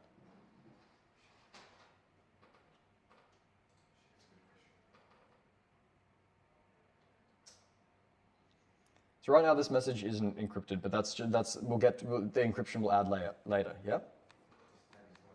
So yeah, it's just the message, but the signature is encrypted. We saw how the signature was generated. How do we get the signature? By Encrypting the digest with. That's his private key, but she doesn't know his with a private key. She doesn't know his private key, but we don't use the private key to decrypt. What are we using to decrypt here? In this case, he encrypts with his private key. What is the equivalent key that's used to?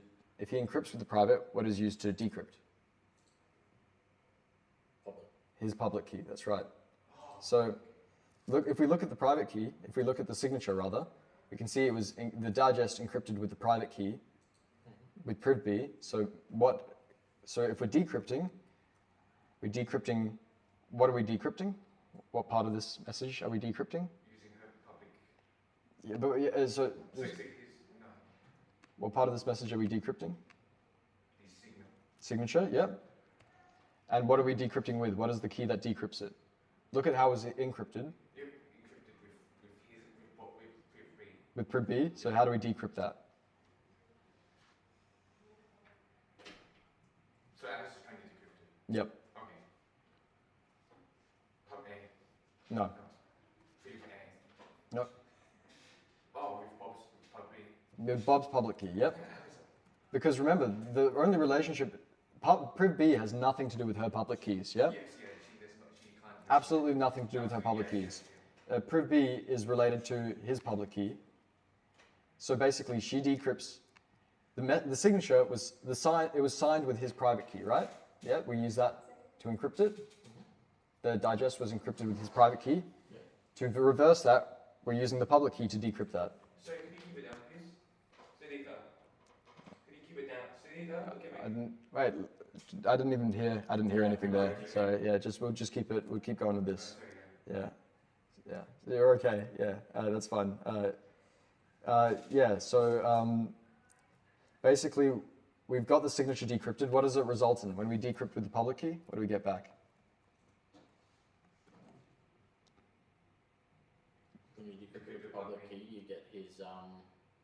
signature.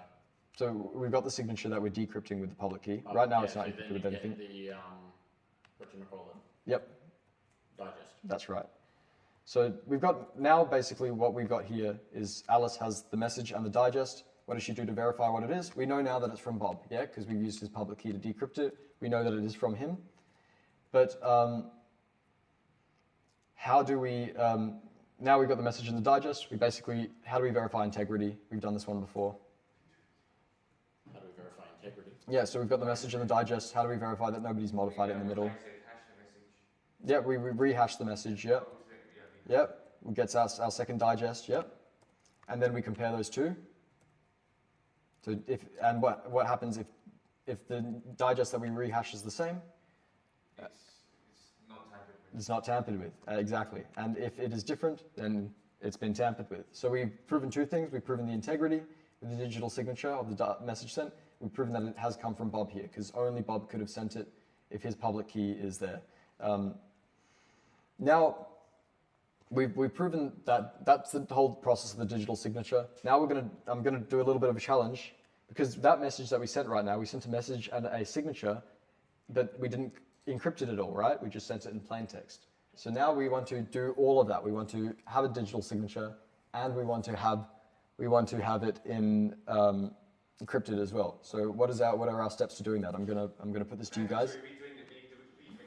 Yeah, doing the whole process. You guys are putting in a good effort. It's really tricky. So we're going from the initial message all the way through to sending it. Sending it, and then we're gonna have to receive it on the other end. So yep, we got the message. You run your message through. Yep, you got your message is your starting point. Yeah. And what do we run it through? You encrypt it.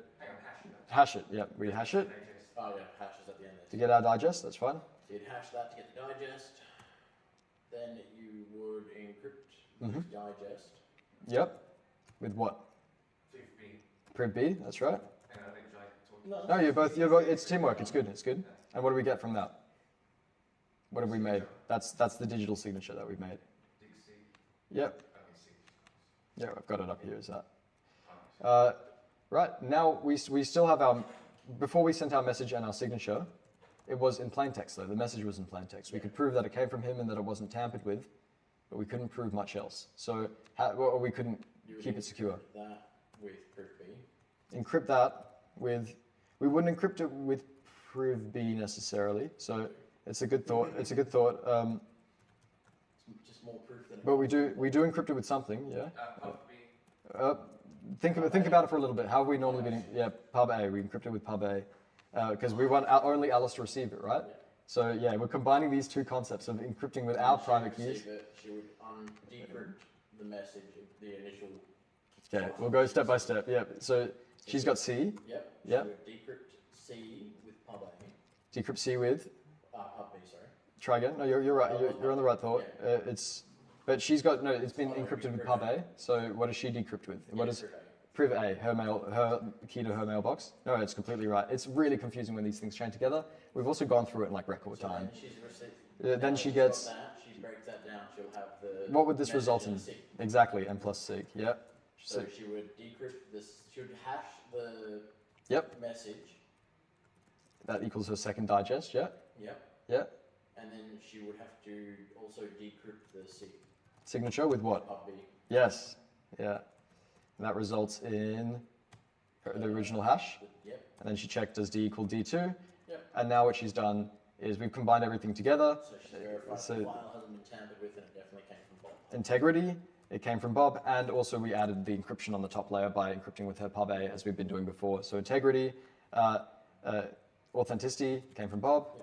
And we've added confidentiality. Encrypted. Exactly. Now, this is great. We've combined everything together. The only downside is that somebody could say, hey, I'm Bob, and not have proof. Hey, it's me, you're perfect. Exactly. So this is where we get to the last step, which is sort of the certificate authority. And it's basically somebody giving trust to something. Yeah, let's say that if we go to a website, we want to know that this is the real... Yes, yeah. So certificate is basically a level of trust that the website that is given to the website by a certificate authority. So you have the thing with the certificate, you have the entity that grants the certificate. if you see something with a certificate, the idea is that you should be able to know this is a legitimate source, this is who they say they are. This is google.com and not some fake rip-off Google or whatever might be the case. Or this is really Bob. This is really Bob and not Eve pretending to be Bob or whatever. So basically the way that it works is whoever wants the certificate authority will bring back Bob and Alice, but change it up a little bit. Yeah, blue. They're not blue anymore. We'll bring back Bob and Alice. What have I done? Can't even reverse that. There we go, that's fine. Okay. We're going to make a new one. We're going to make...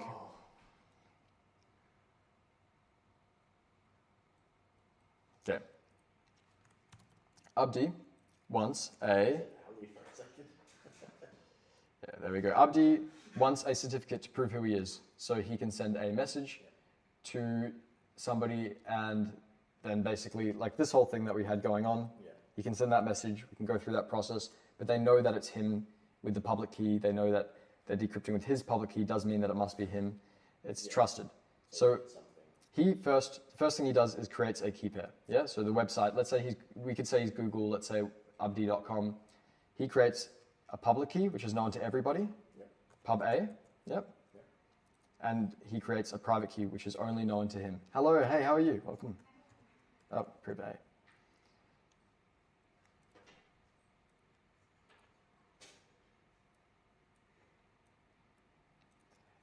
Then he also basically creates, so the red zone is, the untrusted area. Everything behind that is trusted. He then creates a certificate signing request, which basically says, which is a form that says, do you trust this person? It says, is trusted if he's meeting it. I am Abdi, I own abdi.com, I have a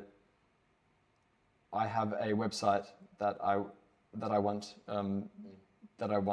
a certificate for, and here is my public key, which he sends that all through. They can already see his public key, but basically he's saying that that public key is tied to his website. He sends a request to a certificate authority, a trusted entity. So the certificate authority. Just when you get those things popping up saying, do you trust this publisher? Yeah, exactly. So the certificate authority will basically receive this and look at it and say, okay, we see that you're saying, we see that you are saying that you, with pub A over here, are saying that you're an abdi.com, yeah? And you want to link pub A to abdi.com and prove that you are abdi.com, prove it to us. So depending on the type of certificate that they send, they want them to prove that this public key is linked to abdi.com in this case. So he, for example, proof of control of domain. They say, show us your admin logins or change this on this part of the site for us to access. So that's for a domain verification type of certificate, yeah? And they'll do that and they'll say, okay, to prove that I am the admin and owner of the site, I will make this little page here. You can go and visit it and you can see that I've made that page for you. And they say, okay, we know that you are the owner. We will grant, and depending on the type of request, it could be other things, business registration, other things, extended or organization or extended or domain verification. So the certificate authority basically says, prove to us that you are who you say you are, that pub A is in fact, you are the owner of abdi.com. This is pub A. This is your public key. And then once the certificate authority is happy with the certificate signing request, yeah, this one here. So that's step one. Once they're happy with that, they will basically, and they verified it, they issue a certificate. So the certificate that they issue depends again on what sort of certificate, but it will basically say, it will basically confirm, we the certificate authority issue the certificate and verify that abdi.com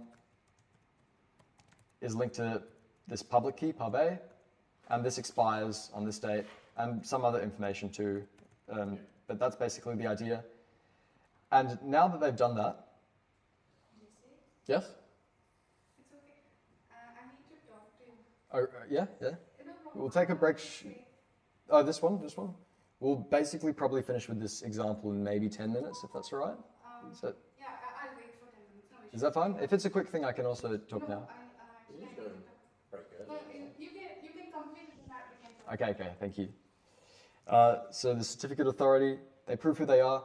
And right now, as it is, this is great, but anybody could just say, we, the certificate authority, approve Abdi. Abdi could say that, you know, and he could make up that he owns Abdi.com. He can make that up completely, right? So basically, what the certificate authority does is they sign with their digital signature, yeah?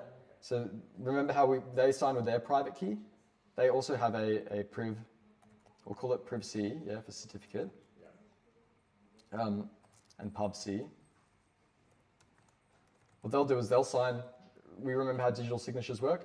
They'll basically sign with priv C, so they can prove that it came from them, and other people can verify that by, you know, decrypting with pub C, see if it matches up there. They can prove that. So we remember how digital signatures work, because we went over it. But now anybody who visits the website will install the certificate, you know, get it up on abdi.com and say this is our public key, we've proven who we are, and it can present that to any clients, the browsers that visit it. So when a browser visits it, let's say a user goes to that website and wants to see, is this website actually trusted? Is it the real abdi.com? The server sends its certificate. The Abdi will send its certificate, and the browser can say, okay, well, is this actually trusted? We're going to use pub C and see if it's actually from a trusted certificate authority. If it is, we know that it's trusted. Let's say that we don't necessarily trust the certificate authority with pub C. It's basically like it's a certificate authority we don't trust or have in our browser, because the only way we can, the way that basically the browsers come pre-installed in read-only memory, things that you can't modify, with some root certificate authorities, the ones that it does trust. But there are tons out there. Let's say there's hundreds or thousands of certificate authorities that can grant these certificates. How do we know that it's one that is trusted? We want one with a good enough reputation, not just any old person granting a certificate and then we approve it because we can see that it is correct and it is from them. How do we trust this guy? So if it is one of our root ones that's already in our browser, we can trust it, mission done. Otherwise, what we do is we go through a chain of command all the way up until we get to that one. So basically, we say, okay, we see that this certificate authority, on their site, they have a certificate. Who issued that? Okay, and then we look who granted them permission, and eventually, if it is a trusted certificate authority, as opposed to like one that we can't trust, it'll take us back to the one that is already pre-installed in our browser, basically. So it's a lot of concepts. We basically covered the logical flow of all internet communication and all cryptography. Obviously, the maths and things can change, but that's basically everything combined. So now's probably a good time to take a break. We've done a lot. We can definitely recap this because it is a bit of a mind. Yeah, it takes it out of you. So we're going to have I think we've had a good 45 minutes break today because it really is. I'm part of the JB Hi-Fi class. Well, oh, really? Yeah, I just got a message. That's the term for it. You're breaking the hash, but you're not actually reversing the hash. You can't do that. You can't crack the hash. All you're doing is just trying combinations to try to get the same match of the hash again. That's all that hash cracking really is. This activity is mostly focused on cracking hashes. So again, there's a few. Some you can do through web browsers. Some you can do through tools like John the Ripper or Hashcat or your Google collab. These hashes. So crack the hash, this try hack me activity, you want to use the attack box for anybody that doesn't have that set up. The first hashes, you can see the first ones aren't salted. Well, this one is, but a lot of them aren't. So when we look at the hash, the way that it's formatted is you'll have your hash. Sometimes you'll also have the type of hash next to it, like if it's stored in a Linux file, let's say your type of hash. You'll have your salt. So in this case, I think the salt is actually just 12. And then it has your digest. So basically, to crack this hash, what would be going on? Yes, can I remember? Yep. SHA-256. No. Is it? I think it's bcrypt or blowfish. Yeah, bcrypt, I think is the one. That's it. Two We saw it the other day. yeah. Bcrypt, yeah. Yeah, it is bcrypt. Which is. We saw it the other day and we were talking about it. So yeah, but there are ones that you'll recognize, but you don't even have to. The hashing algorithm generally does it for you, like your hash cracker. But the way that cracking hashes works is you can't reverse the hash. You can't unhash a hash. So what you can do is use a rainbow table, which is basically a list that somebody's taken all these common passwords, turn them into hashes, and then you see if there's any matches. So even though you can't reverse the hash, you can see if any matches occur, and then from that you can figure out what the password is. So you don't know that this might equal password or whatever it is. However, if somebody else has done that for you, you can basically see that without cracking it. Another thing that you can do is manually try to crack a hash, which is what you'll need for these salted ones, because salt adds this variety. And even though we can see the salt here, we can't reverse engineer the salt, so we still need to manually try it. So we try our most common password, add the salt, hash it, see if it matches this last bit. And then we try our next most common. And again, doing that manually is not very good, so we'll find a way to automate that. Although here we can see that the answer is 4 digits, 4 characters long, so we could maybe even just try A, but there's a quicker way to do it. But there are many different tools out there for cracking your hashes. So many of them come installed in your Linux machine, and if you want to use their attack box as well instead, that's completely fine. Other ones which we can there's web tools as well that won't be able to necessarily crack the hashes, use the computing power, but can crack hashes that have been pre-solved, very simple hashes without salt if they're a weak password. So anything without a salt, like this one, because you can see the dollar signs basically. Even this one, so not this one, but all the other ones here. Considering they're on try hack me, I'm sure they'll be in this somewhere. They'll be common passwords because they'll be crackable. Yeah. So like here we can see this one here does have a salt in it. That's the dollar signs basically tell you your hashing algorithm. Next your salt, next your digest. But hashes, even though we can't figure out directly from these strings, what type of hashing algorithm was used, we can generally make a pretty good guess. So one thing about hashing algorithms that we've mentioned is that they always have a fixed sized output. So with a hash, it's a one-way function. You can encrypt it, you can't decrypt it. Like for example, think about it like a putting ingredients into a blender. You can blend them up, but you can't unblend them. Yeah. But you can still figure out what same ingredients to put in to recreate that hash, which is what we're doing in this case. Hashes have a few features about them. One is that they're deterministic, so the same ingredients in the blender will always equal the same smoothie. It's the same results. It's the same every time, but even if it's not reversible.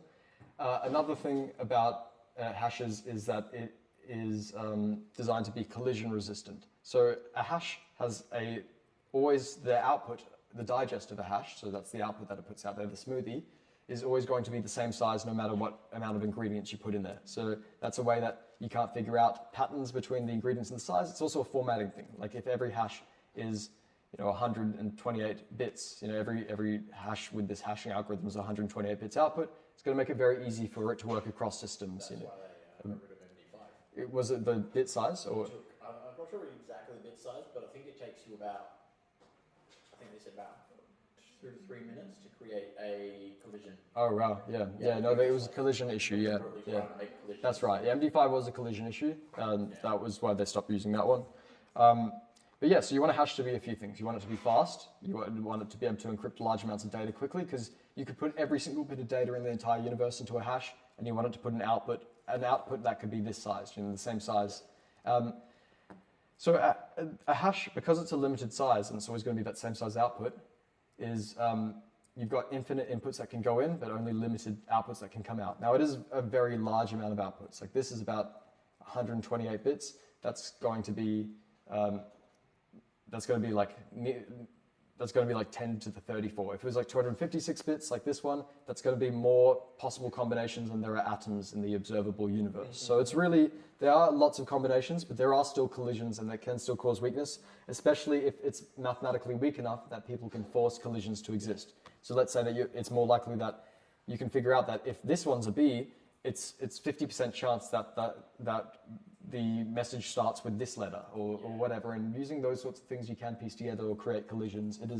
It's pretty bad. So there are old hashing algorithms that aren't as good. Because I think SHA-256 was like 2 to the power of 63. Yeah, 256 should be to the power. Yeah, let's check it. 2 to the power of 256, because it's 256 bits. Oh no, I'm talking about the amount of time it would take to crack it. Yeah, because it would take even longer. It's a slower one. So this is more. This is about the same. I think it's plus 77 or plus 78 as atoms in the universe. It's exactly the same as that. Or not exactly, but Yeah. very close. So yeah, the chances of having a collision with that are just SHAs, no, and and also 256 isn't even the final version. Yeah. So with post-quantum decryption, this is actually our main risk, is that it is able to try many combinations at once to solve for a hash or to solve for a collision or find an algorithm that can break hashes. So now people are designing new hashes, post-quantum proof hashing methods or encryption methods that are able to encrypt or hash data without quantum decrypting it, because it structurally works in a way where things can't be solved simultaneously. Things have to be solved one at a time. So if you think of quantum computers as being able to solve a maze instantly without having to explore all the paths, that's the issue with quantum decryption, is instead of having to try all the options, it can just do it instantly and try every part of the maze at once instead of having to travel back and forth. If instead of creating a complex maze that it could solve all at once, instead you make a long and windy maze where it has to go through the whole thing and it takes a really long time to solve, that sort of idea is a better way of protecting against quantum proof decryption once that happens. So that's what these new approaches are kind of, that's kind of the way they're working, is they're thinking of alternative ways where they can prevent quantum decryption from happening. Again, a bit of a side tangent, but yeah, hashes have come a long way. Old hashes that we used not so long ago are now weak, and even a lot of the data that's out there, which is currently unusable. Threat actors can't do anything with this list of all these password hashes. However, if quantum decryption does become available, then that's where it becomes a problem. These hashes, again, you can share with you can do with the command line tools, whether it be on your attack box or whether it be in your Kali machine. Another thing you can do is use a bunch of web tools that I will share. So hash ID is I should have a web-based version of it. Hash analyzer, there we go. Hash ID. Oh, so I didn't actually send the link, sorry. Yep, thank you, thanks. I had it there and just never pressed enter.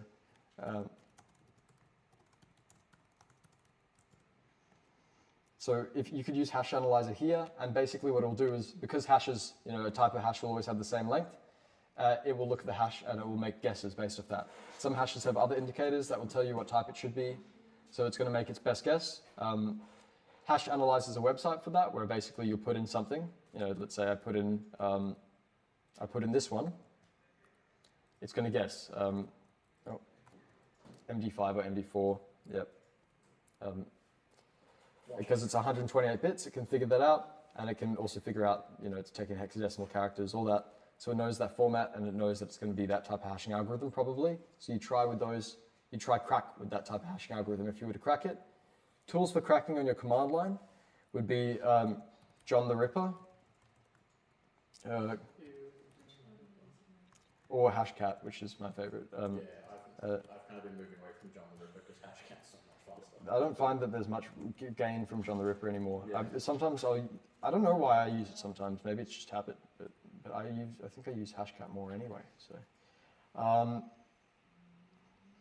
but there are other websites out there. So John the Ripper and Hashcat can do real-time cracking. They can leverage your computing power to try a password, hash it, and check if there's a match. So you can make something like a custom word list, like a password list, like a combination of characters. It can hash and check if it matches. Otherwise, what you can do is use a rainbow table. So we talked a little bit about that with salting yesterday, where we talked about how hashes are protected in databases. If we add that randomness, then we can't just use pre-computed tables to crack them all instantly. Because what can happen now is, even though a hash isn't reversible, people could try all these common passwords, hash them, store it on a list somewhere that says, what is the hash of all of these common passwords, and then share that list around. And now suddenly nobody has to even do any computation. They just see, is there a match on that list? If there's a match, we know that we've cracked that password and we know what it is. So that's a rainbow table, is those lists of pre-generated cracked passwords. Salting prevents against that. So if any of these passwords are salted, we cannot use a rainbow table.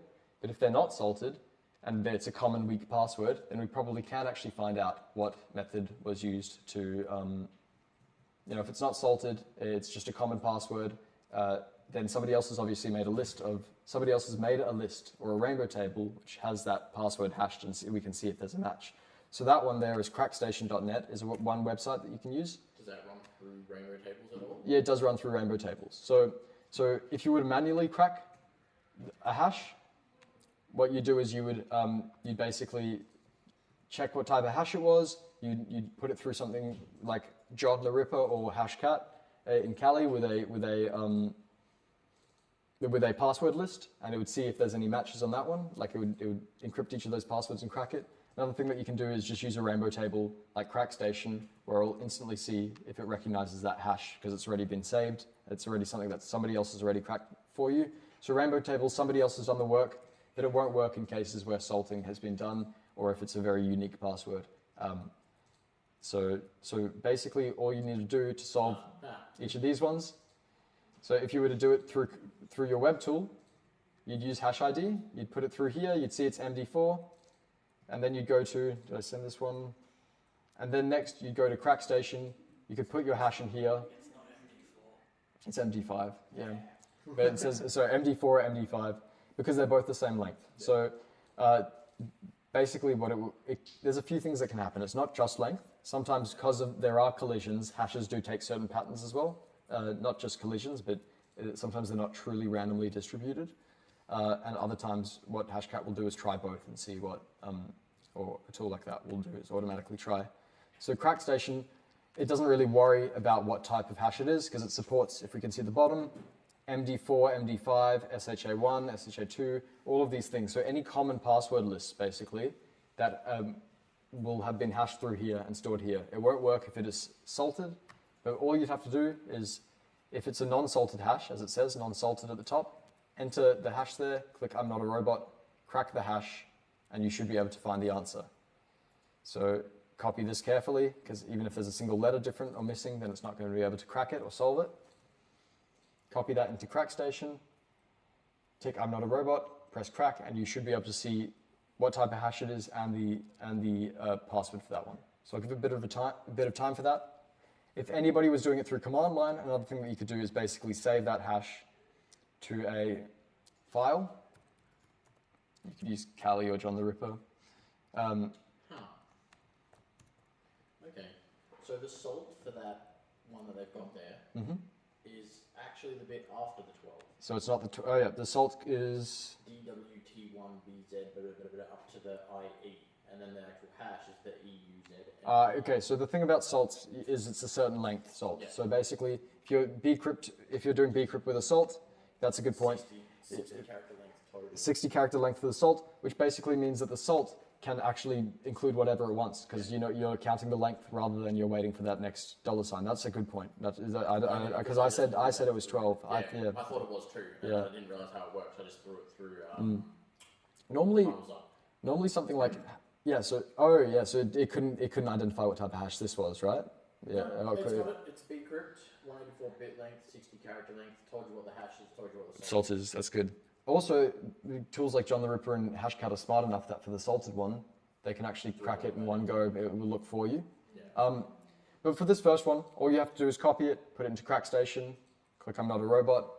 You should be able to crack it and find it. Then on separate lines as well. So you can a few different ones at once. Yeah.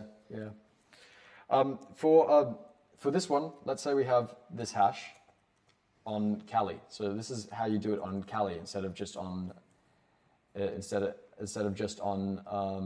the CrackStation. That will do it for you. And this is basically cracking the hash as opposed to using a rainbow table, which is a pre-generated list that will tell you if the hash has been cracked before. So basically I'm going to save the hash to a file. So if I read that file, hash.txt, it's going to have that hash there. I can use a tool like hash ID, which basically does the same thing as hash analyzer. So if I did hash ID and then hash.txt, it'll tell us what types of hash it could be based on its length. So it knows it's 128 characters long, so it's going to say it could be all of these. And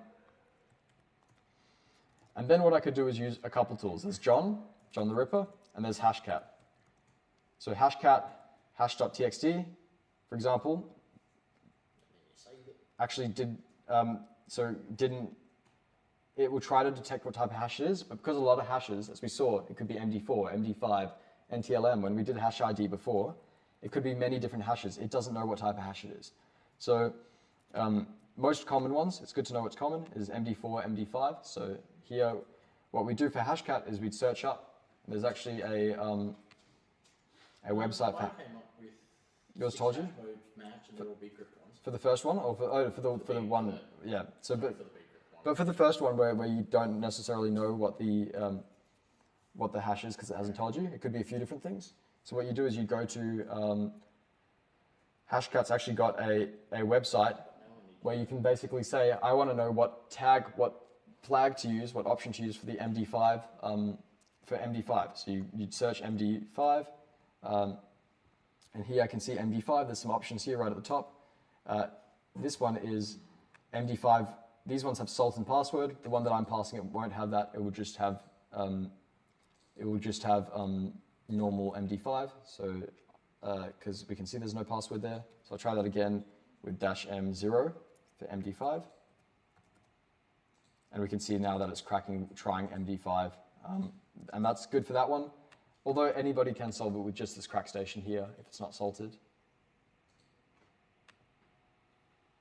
So for this one, basically, my -M is saying what method of algorithm should I use to try to encrypt these things to in my password list. I actually haven't given it a password list, which I might need to do. You probably. Yeah. Is the format for Hashcat like -P? Dash M if you know the hash type. Which we do. And Yeah. I think it's fudge. -P or -W. I could W -W is the word list. /user share wordless rocky.txt like that. So maybe not W. Oh, it's just W, so maybe it's It could be -W or maybe. maybe even no dash. Maybe it's like Yeah, I could have sworn I had. no W. No nothing. So yeah, it's working with Rocky. Okay, so those are errors. That's fine.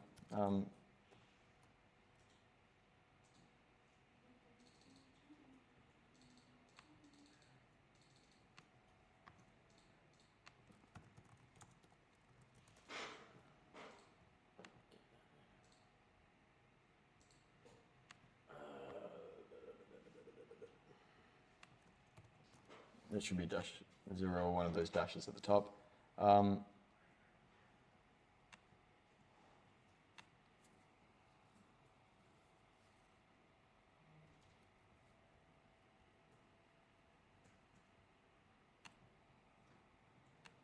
there we go. Oh, wordless comes after the hash. That's what it was.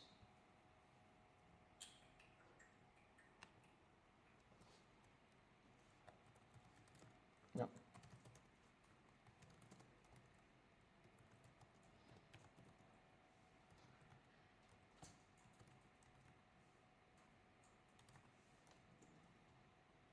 So we can see now I've given it -M0 for MD5, which I searched up basically before what that would have been. It might be the wrong type of MD5, it might not work. In my case it did, it said cracked instantly, yeah, which means it was really weak. In fact, time started, time estimated 0 seconds. What it did is it took my hash that I put in hash.txt, it went through the common password list, it tried each of those passwords, put them through this hashing algorithm and saw if it matched with my hash, and if it did, it would return what it is. In our case, I can actually see what it is. It says that it's cracked it here, and the password was what? I don't want to look for the Okay, one where it's yep, try that on your own. only because You can use CrackStation to do it as well, because it's not salted, but it's basically the same. oh, you're doing the non-salted one, so I'm doing the salted one. Yeah, well, That's no, right. Yeah, I've got that one. That one's easy. yeah, you can use the CrackStation for that one, yeah. Well, yep, Funny. good one. Nice. So you can use the CrackStation for this first one without the salts. If you want to do it through Hashcat though, what you want to do is run this. So save your hash to a file on your Kali machine. Use -M0 because that's your MD5, the 0, and we searched that up before, and use the word list there. I can come around as well for any help or support. And if anybody wanted to use the Kali attack box as well, I can make that one a little bit bigger.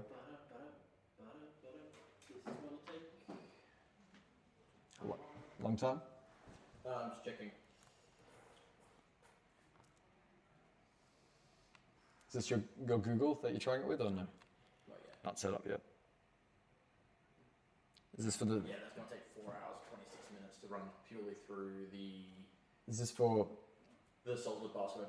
the salted one? Yeah, that's trying every option. It might not take that long because remember it's a weak password. Yeah, but I just want to compare. Are you using Rocky as the word list or no? What? Sec lists, and I was using the crack hashes. Yep. So this one might. This one here, we probably don't have to specify bcrypt because the hash format already has that. It tells you that. Hmm. So if I tried I didn't specify bcrypt. I just ran it against. and it worked, yeah. Is that the one that you're trying, or are you trying part 2? No, this is the one I'm trying. Okay, so hash.txt, we'll try that there. Hash ID, just to see what type of hash it might be. Oh, I've rewritten my old hash.txt. We can see that it's blowfish, or bcrypt, same thing, actually. Well, not really, but same thing. And then basically, hashcat, because it already knows that it's blowfish, or maybe I do actually have to specify bcrypt, yeah. So I'll go to my example hashes. I will search up 2y or bcrypt maybe. Yeah.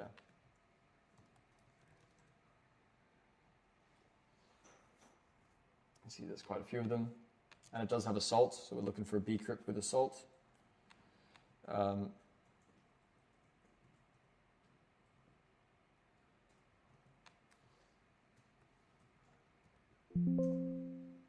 Was it 2y?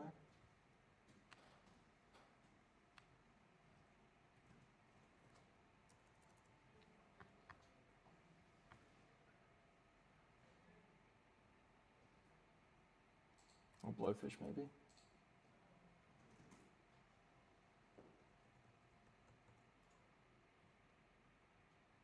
And we can see this is kind of the format that we have. We basically have two something or other, and then a salt, and then a hash. So I'll try 3200 because that looks right. That looks like what our hash currently looks like. Yep, the hash format. So 2 with something there, then a hash, and then a salt. So I'll try 3200. So hashcat-m 3200. And what was the other option? There's another option. Hash.txt and user share word lists. We'll try Rocky again. This could take a long time. What was that? How do I...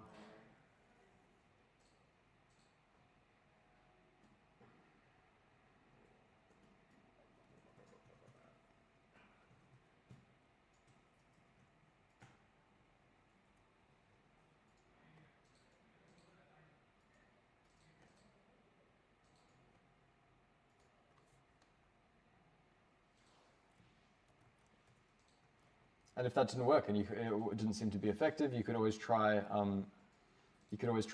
different bcrypts or different blowfish methods. So you hadn't cracked this 2y one, had you, or did you use a different tool for it? The hash one? Yeah, this one. No, Correct. with the salt. Yeah. I'll check if it's 3200. It might not be.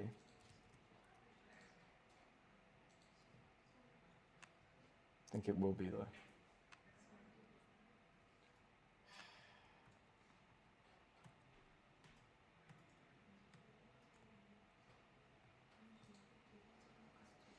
Any of the ones without the salt though should work with CrackStation if they're very They weak all work hashes. fine. Even on level 2 maybe if there are any without a salt. Yeah. So I'd be interested in hearing, so again you got CrackStation up here. What are some of these, if you copy and paste some of these into here and crack it, what are some of the hashes? So when you get one, just let me know and we'll share it, this group. You don't have to use these command line tools, you can just use the website. Yep.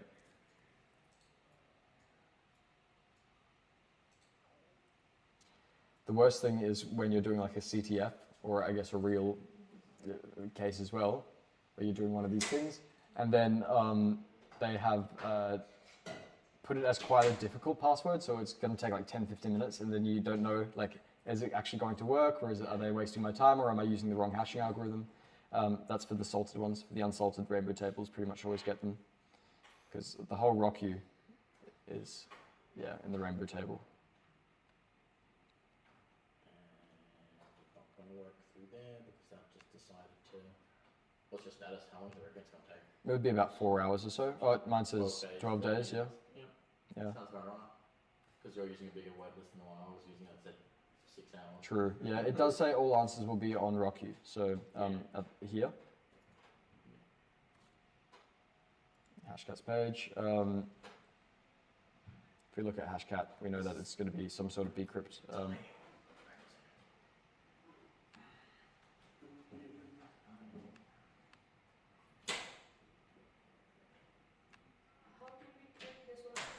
Sorry? Solve the salted one? Yeah. So the salted one, because nobody has pre-cracked this one ahead of time, because it's got a unique random salt. Basically, the way that the salt works is it adds an extra layer, it puts that one through the hash, and then it stores the salt alongside it. So nobody can use a pre-generated list to break the salt. We have to manually break the salt, and that would be on a Kali machine, basically. So we can use the attack box here and try hack me, or we can use this one, or I can even demo some answers too. So we'll try.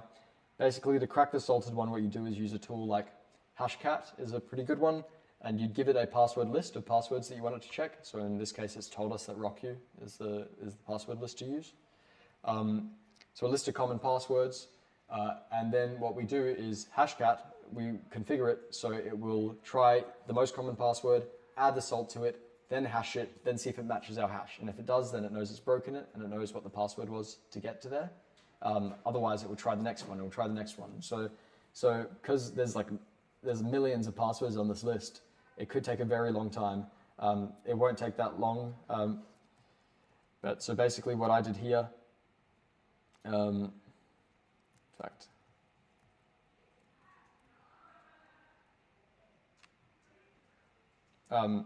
so for 2y, this hash here, if we tried to say put it into hash ID or even hash analyzer, it would tell us that it would be, in fact, if I tried with this with the salt, it would get confused. But if I tried without it, it would tell us, or use the command line tool hash ID, the same one, it would say this is bcrypt or blowfish. And that's a pretty common one, so 2y.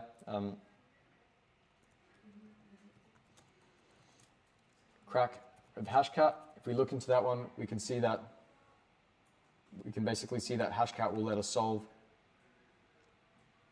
it using method 3200, which is basically going to say that means we use bcrypt to encrypt it. It tells us what encryption method it should use when it's confused. So what we've done, what we've submitted to it, is basically, I quit it there, is I'm telling it what type of hashing algorithm to use, and then I'm giving it my hash with the salt and everything, and it will automatically add that salt. So every word in this word list, from top to the bottom, it will start, add that word, add the salt to it, encrypt it with this method, and see if it matches the hash until it cracks it. So hash A is 0 as well. It does that by default.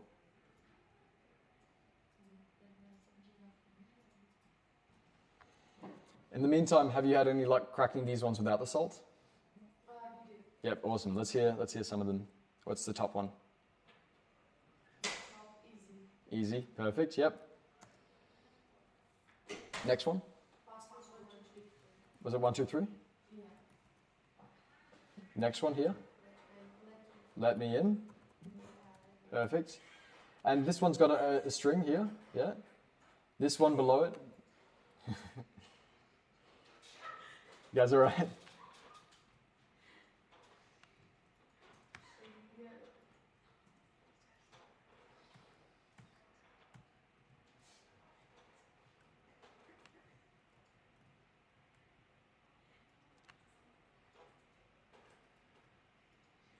And any of the ones without the salt, you can basically crack using CrackStation. Any of those ones without the salt.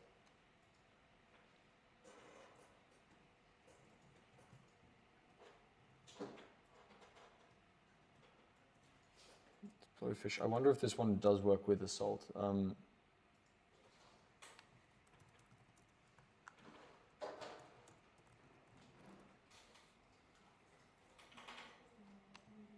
Yeah, 3200. That should work. One issue that it sometimes can have is the format. Sometimes the file doesn't save it correctly. It adds some white space and then it confuses it.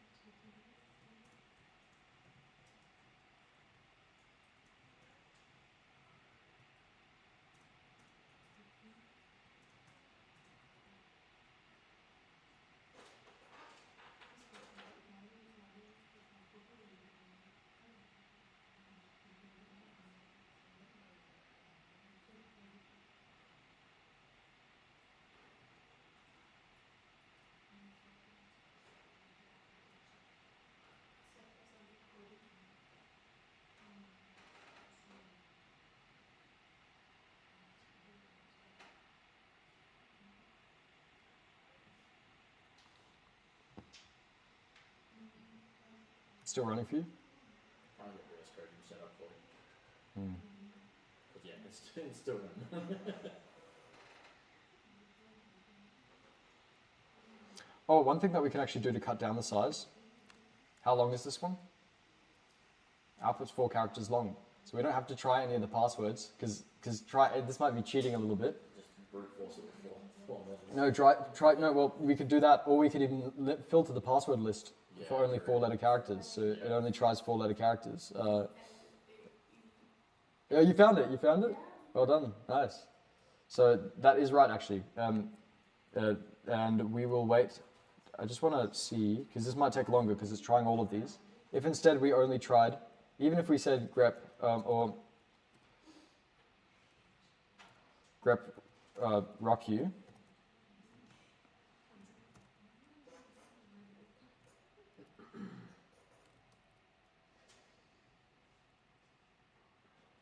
grep 4 letters from rocku. Let's just test if I did that. BLEH, yep, that's right. That's the answer there. Well done. Perfect. Right. I'm just going to try to make a copy of rocku, or even filter by hashcat. Hashcat filter word list length. Yeah,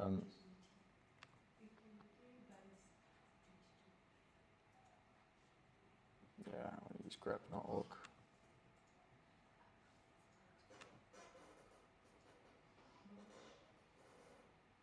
Yep, grep-x.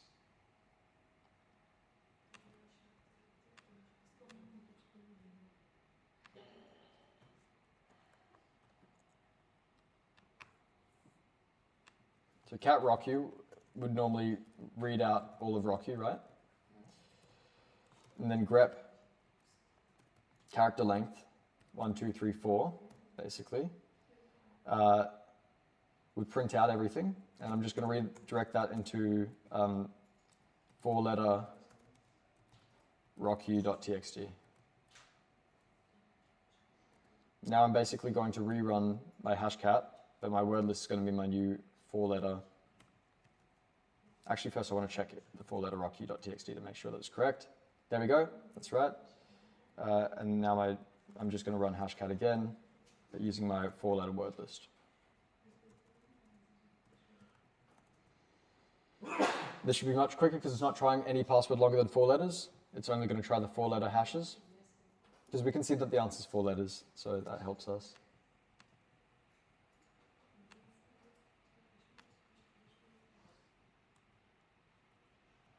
See, it's only trying 4-letter passwords now. Pete, Tito, Loco, 1515. Should be a lot quicker now.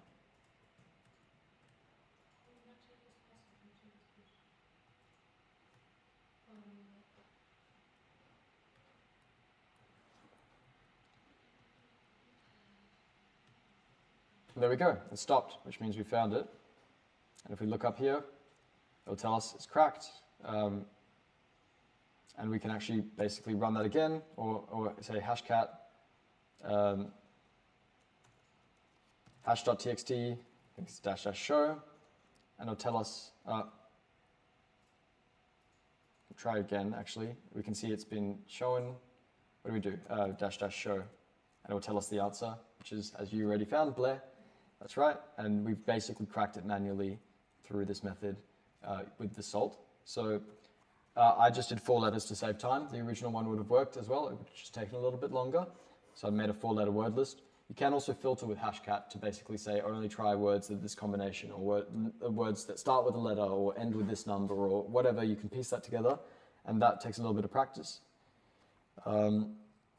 Now, I know that we can put these ones without the salt through the crack station and get the answer. So I'm sure that you'll have got the answer for this one if you put it through the crack station.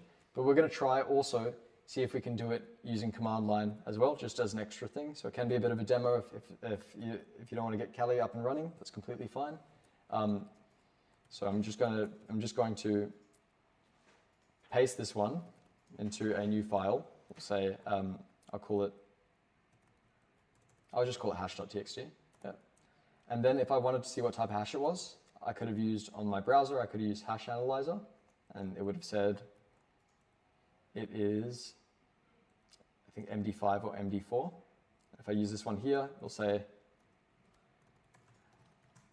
MD5, MD4 as well. It can be, because it's only guessing based on the length, it can be a lot of different things, but it's probably MD5 or MD4. So now that we have that hash file, hash.txt there, it's not salted. We can use a rainbow table like the website crackstation.net, and that would work for us. Or what we can also do is manually crack it step by step by trying the passwords. So we can see it's going to be like a 10-letter or so password. It's either MD5 or MD4. And basically to see what is the encryption method for MD4 for hashcat. So I'd search, or MD5. So I'd search MD5. We know from before it's 0 here. So I could go hashcat method of encryption is 0. That means MD5. Here's my hash, and here's my word list. And basically it will try to encrypt each word in the word list, or hash each word in the word list with MD5 hashing algorithm. See if it matches the hash, and if it does, it will know the password. If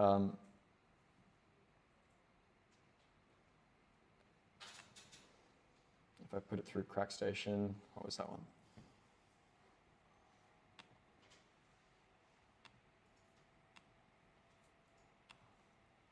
MD4. So it's not MD5 actually, it's MD4. So if I were to search MD4, that one is actually 900.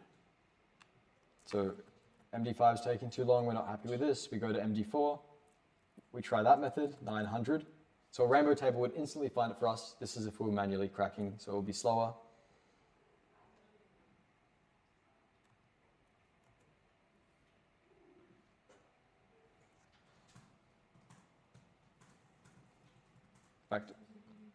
And it finished.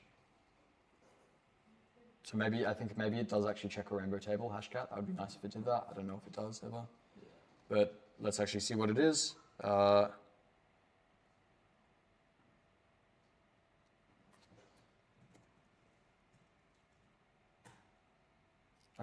host memory. It's gotten tired. Why has that happened?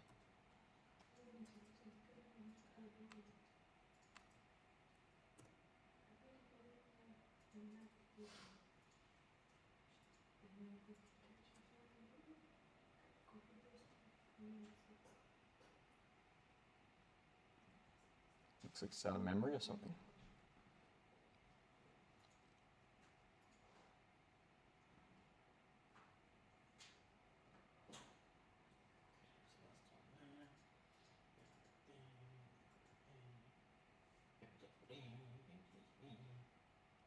Okay, solve it.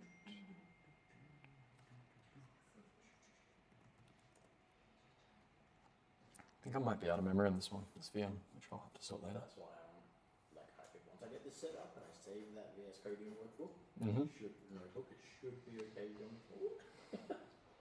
So any luck with running this command, like with the last hash in part 1? Have you already done that? You might be past that. 'Cause these ones, yeah, these ones all. None was the Yeah. So those ones are all salted. So we'll go through the salted.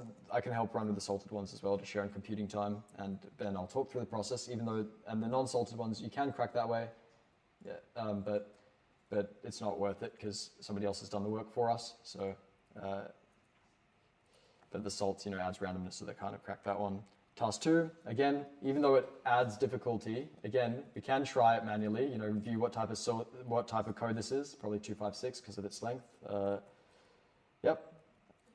And but also ultimately we can still just use a rainbow table because it's still got no salt in it. So we can try that again. And yep, we can see that one there for part 2. Yeah, I'm just getting. Yep. Any of the ones without salt we can do. We can still do it through cracking, but it's going to be slower. If somebody else has done the work for us, we might as well allow them to do that. So any of the ones without the salt, we try again. Oh, robot crack hash. This one's some random letters. It's NTLM hash actually. I wonder if that would get picked up. I think it would. Or it might be thought MD5, MD4. Yeah. These last two are really salted, and they tell you the salt, a really hard salt. So it's a custom salt. And this one gives it to you in the right format. Yeah, the hash here, number 6. So basically we'd want to look at what hashing algorithm is $6 hash type, and it will tell us it's SHA 512 crypt. So basically we go into hashcat, this sort of example hashes. We look at what is SHA 512, 512 crypt I want to find.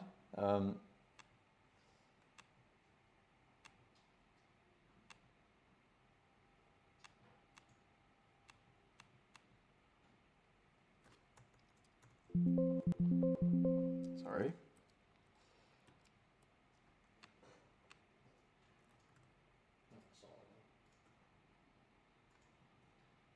And we can even try it. Through something like hash ID as well. I'll copy this one. Hash ID, and it'll tell us. Because it has the whole thing, not just the hash.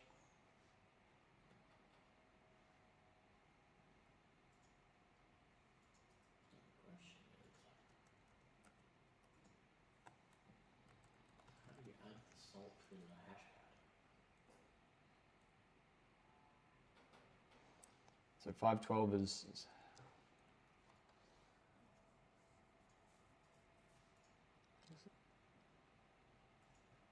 here's the hash.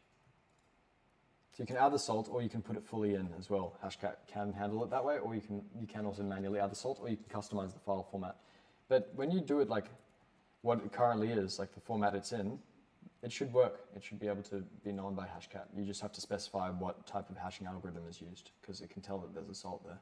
Yeah. Echo this into our hash. Now hash ID, I'll try hash that, see what it is. It knows it's SHA 512 crypt. So SHA 512 crypt, I look on hashcat to see what code is the right one to use on their website, yeah. Or I can even Google SHA 512 crypt hashcat, see what other people have chosen for that one.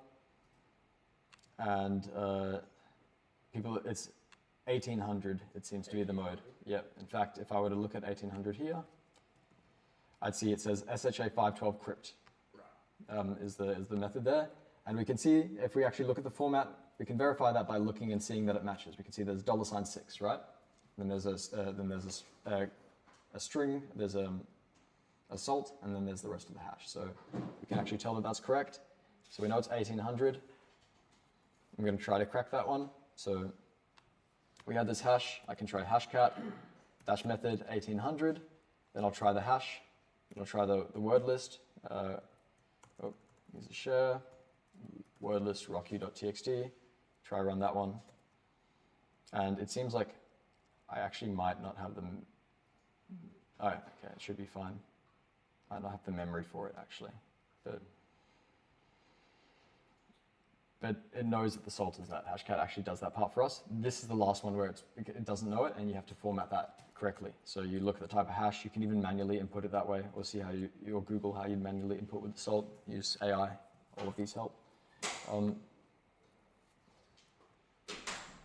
it's trying. We can see that it is trying. Here we can also see that it's a 6-letter answer. So I'm going to cut down my time and do what I did before, where I'm going to grep a smaller version, a 6-letter version of ROCU, called 6-letter. So now if I check the top of that, head, 6-letter ROCU, that's going to be 6-letter, that's going to be your most common 6-letter password. It's like 1, 2, 3, 4, 5, 6. Yeah. Now I'm going to rerun that one, the 1800, right, SHA 512, with my 6-letter word list that I made. You don't have to grep. There are tools called custom word list, like Cewl, C-E-W-L, custom editor word list. But this is just quicker for me, I think. And you can see now, if we look at what it's trying, it's only trying 6 letters. Raven 3, Sue, all those things. Oh, done. Your one's done? The one through VS Code ran the full Rocky word list. Took, I don't know, it finished just now. I only started it live. When did I start it? It wouldn't have run the full list because it wouldn't have needed to, but yeah, ran until it found its thing, yeah. But whether it's correct, that's what I want to know.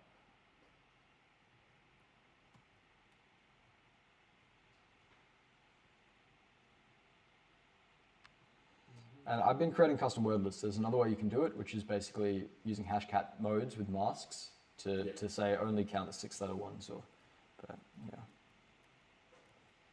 I think I am that's the question. It's whether here you are. No, correct word. In the meantime, while I'm waiting for that one to crack, it should say, or did it not say what it was? It says status crack. Yeah, so then run it again and add -- show to the end, and that will tell you what it saved in its pot file. There's a file, basically, that remembers the cracked passwords. This last one here, I'm going to check what type of hash it is. No, it is correct. No, it shows at the top as an output. With the way it's done in VS Coding, so it shows it up the top there, at the end of the... Yeah, nice. Oh, you've got it, yeah. So that I one... confirmed that it was correct. That one you can confirm? Right, but it is the right one. It is. So that one's Waka... WAKA99. WAKA99? Yep. Perfect. Now this last one, if we ran hash ID, it would tell us, or hash analyzer, it would tell us that it's some form of SHA1, SHA128. So we're going to search SHA1. This second last one was WAKA99. Okay. We look at SHA1. We know that there is going to be a salt. So we look at something like So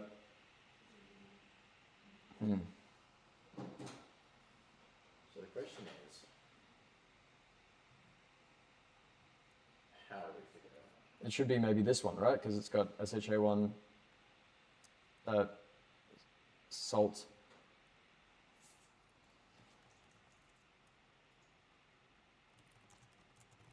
So we could do a couple things. One is we could find the symbol for SHA1, yeah, like the $ symbol. We could put that there. We could put another $, add our salt, which is try hack me, add another $, and add our hash, and then run it. Or the other way that we could do it is, so we want our hash in hex format, our salt in binary. That's fine. No, our salt is fine as is.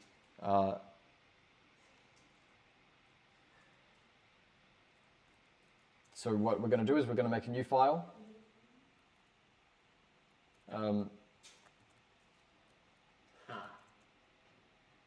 So if you look at it gives you a hint page, which I just... Oh yeah, that's what does it say? When you know when you can look at hints for stuff. On Yeah. The hint for it tells you basically that it's HMAC SHA-1. HMAC SHA-1, nice, Yeah. yeah. So now we're just going to figure out which one that is. So we can basically search up here and we can see what format Hashcat needs it in as well. We could search HMAC SHA-1, key equals password or key equals salt. So we have key equals password, and then we add the key equals salt. We'll try we'll try salt, yeah, because this is the key at the end. That's the salt, yeah. So it's 160. It will be dash M 160. And basically we form, because key equals password would be just be would say 1234 as your password, but here our salt, yeah, which will be try hack me, yeah.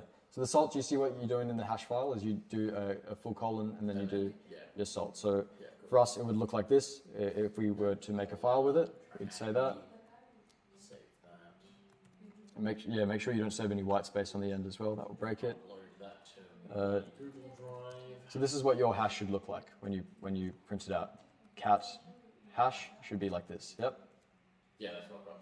Perfect. And then we're going to go hashcat -m, and our mode for HMAC SHA-1 is 160. Yep. If you wanted to, you could do -AO for attack typo, but it doesn't have a default. That's good. And I've also been doing --force, just so it doesn't, all the extra, User share, wordless. Let's see how long this takes. One thing we can do in the meantime is if it's going to take a really long time, we can look at the length that tryhackme tells us it will be. Yeah. 1, 2, 3, 4, 5, 6, 7, 16 and a half seconds, I reckon. 10, 11, 12. Mine reckons 5 minutes. We said 11. So, 1, 2, 3, 4, 5, 6, 7, 8, 9, 10, 11, 12. Oh, there you go. It's a bunch of numbers. Was that the numbers? Or, yeah. And that took 16 and a half seconds. Okay, I'll let this wait out then. Yeah. I'll tell you if it's correct in a second if I got it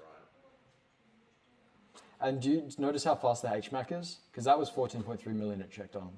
You were using Rocky, right? Seconds, that ran. Yeah. So that's how fast HMACs run, and it's good for basically verifying things very quick. Because remember, the internet's got all of this stuff going on in the background a lot of the time, so you need these things going fast. I just realized 16. It said 16 and a half seconds. That was for the full command to run. Mm-hmm. The actual cracking took 1 second. Wow, that's amazing. I just realized it gives you a runtime output at the top when it's finished. That is very cool. So it was more the loading. Yeah, that's insane. So yeah, definitely I would recommend getting this through VS Code or something and set Noted. up through Google Cloud because holy crap. That is incredible. You could save that. In the meantime, because I don't want to wait a few minutes, I am just going to make another word list that is 1, 2, did you say 12 characters long? 4, 5, 6, 7, 8, 9, 10, 11, 12. So I'm actually just going to do the same thing. You could do just to show people. A hashcat filter, yeah. Because I can tell you it's just purely numbers. Yeah. So you could show you how to brute force it with just numbers if you wanted. Yeah, but I don't want to try every number because 12 characters, 12 digits numbers trying, still trying like millions and millions, yeah. That would take I will do a quick, I could also add a filter for the letters manually. Let's say 12. I'm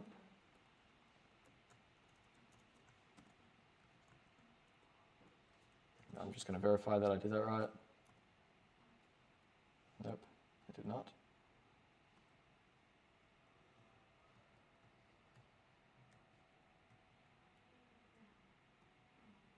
Cracked, there we go. Yeah, And it cracked it, and it said it was 481616, 481616. Yep.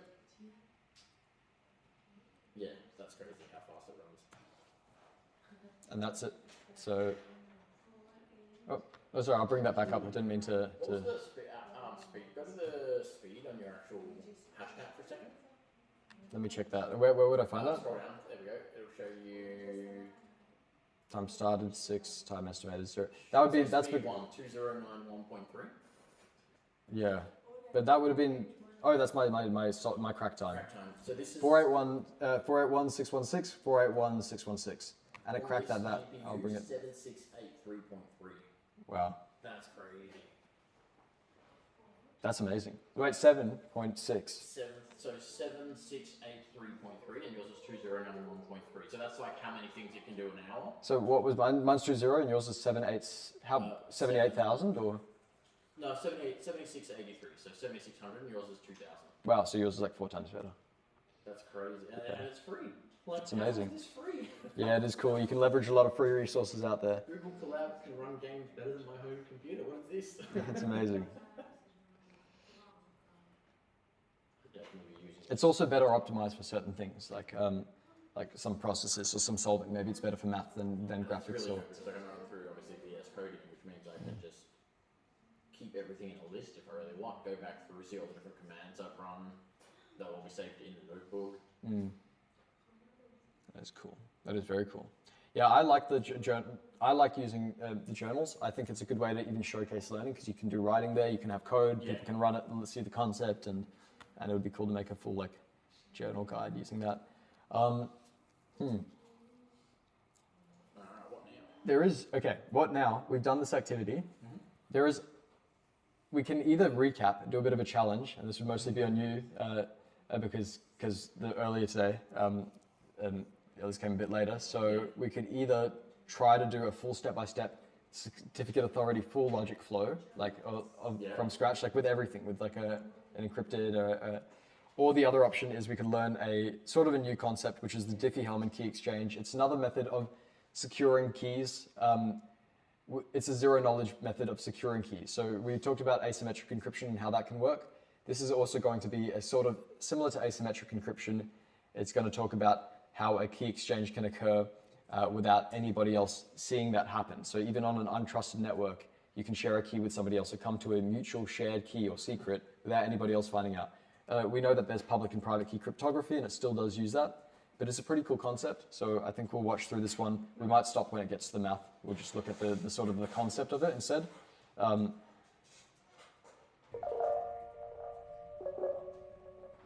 After World War II, with Oh, Okay.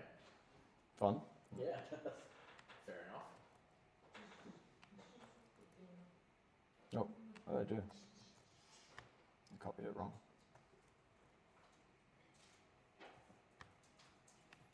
No.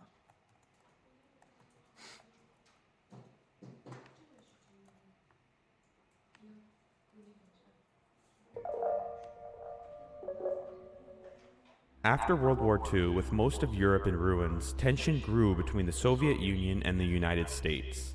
It was clear that the next global superpower required the ability to both launch and successfully defend nuclear attacks from intercontinental ballistic missiles. In North America, the most vulnerable point of attack was over the North Pole. So in 1958, a joint effort between United States and Canada was established, known as NORAD, or North American Aerospace Defense Command. An important line of defense was the semi-automatic ground environment.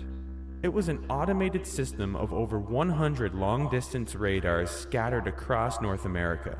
They were connected to computerized radar stations that transmitted tracking data using telephone lines or radio waves. All of this radar information was fed into a primary warning center buried a mile deep inside Cheyenne Mountain in Colorado. This application of machine-to-machine communication allowed operators to make split-second decisions using information transmitted and processed automatically by computers. This idea of being online was quickly adapted and advanced by universities in the following years as they understood the potential of computer networking. The thing that makes the computer communication network special is that it puts the workers, the team members who are geographically distributed, in touch not only with one another, but with the information base with which they work all the time. And this is obviously going to make a tremendous difference in how we plan, organize, and execute almost everything of any intellectual consequence. If we get into a mode in which everything is handled electronically and your only identification is some little plastic thing you stick into the machinery, then I can imagine that they want to get that settled up with your bank account just right now and put it through all the checks. And that would require a network. Money transfers were just one of a growing number of applications which required encryption to remain secure. And as the internet grew to encompass millions around the world, a new problem emerged. At the time, encryption required two parties to first share a secret random number known as a key. So how could two people who have never met agree on a secret shared key without letting Eve, who is always listening, also obtain a copy. In 1976, Whitfield Diffie and Martin Hellman devised an amazing trick to do this. First, let's explore how this trick is done using colors. How could Alice and Bob agree on a secret color without Eve finding it out? The trick is based on two facts. One, it's easy to mix two colors together to make a third color. And two, given a mixed color, it's hard to reverse it in order to find the exact original colors. This is the basis for a lock. Easy in one direction, hard in the reverse direction. This is known as a one-way function. Now, the solution works as follows. First, they agree publicly on a starting color, say yellow. Next, Alice and Bob both randomly select private colors and mix them into the public yellow in order to disguise their private colors. Now, Alice keeps her private color and sends her mixture to Bob, and Bob keeps his private color and sends his mixture to Alice. Now the heart of the trick. Alice and Bob add their private colors to the other person's mixture and arrived at a shared secret color. Notice how Eve is unable to determine this exact color since she needs one of their private colors to do so. And that is the trick. Now, to do this with numbers, we need a numerical procedure. I get how he's saying, but I'm pretty sure if you combine the two public colors together, you'd still get. You don't actually. You don't. No, So in that specific. in the color in this case, because they're very simple colors, they're like you can see red and yellow makes green, and green and this makes that. But combining those two public colors wouldn't actually come to that same result because it's got too much of the two private colors. Let's actually look at this. Let's say that you had a bit of I'll stick with their example of their choices. So your So yellow was your base. so yeah, so you got we've got Alice, Bob, and Eve. Yeah. Bloody Eve. Yep. Eve's listening in. We got Alice, and we have Bob, and we know that Alice and Bob want to talk to each other and establish a secret key. But anything that they say to each other, Eve is also getting. So first they agree on their secret color. So they all have access to yellow. That's their secret color. They all know what their secret color is. So I'm just going to make it a little bit smaller. And then they each randomly choose a private color. So we're going to stick with a basic example. So Alice is red, and Bob's can be blue. And they have this private color that they always keep private. They never share these private colors. Eve does not know that private color. Now, what they do is they've got the shared public color that they all agree on. You know, they know what this public color is. They mix it with their private color. And this is built on the assumption or the knowledge that mixing a color together is very easy, but unmixing a color is hard. Think again back to times tables. Solving 3 times 4, very easy, that is 12. Unsolving 12, what ingredients did we use to get there? Was it 3 times 4? Was it 6 plus 6? Was it 2 times 6? Was it 1.5 times 8? There's many ways to get to 12. In fact, infinite ways to get to 12 from that. So it's very hard to reverse. And it's actually even harder mathematically with the techniques that you use. It's not just simple, it is factorization, but it's more complex than just normal factorization. It's prime factorization or discrete logarithm. So basically what Alice and Bob each do is they have their private color. They have their private color and they add it to their public color, the little plus. So for Eve, for Alice, it's going to be orange. And for Bob, it's going to be green. I'm going to make little squares for this. Green. And for Bob, it is going to be, sorry, other way around, yeah, thank you. It's going to be orange. I don't know my colors. And then green, we'll change it to, I hope there is a, There are custom options? yeah, there is, That's orange. Okay, now they've got their secret colors. We can't unmix their secret colors. Let's say we know these colors, if they're out and about, we can't say, what happens if we take the yellow out? It's going to go back to red. In this case, it's a more complicated color than that, or a more complicated number than that.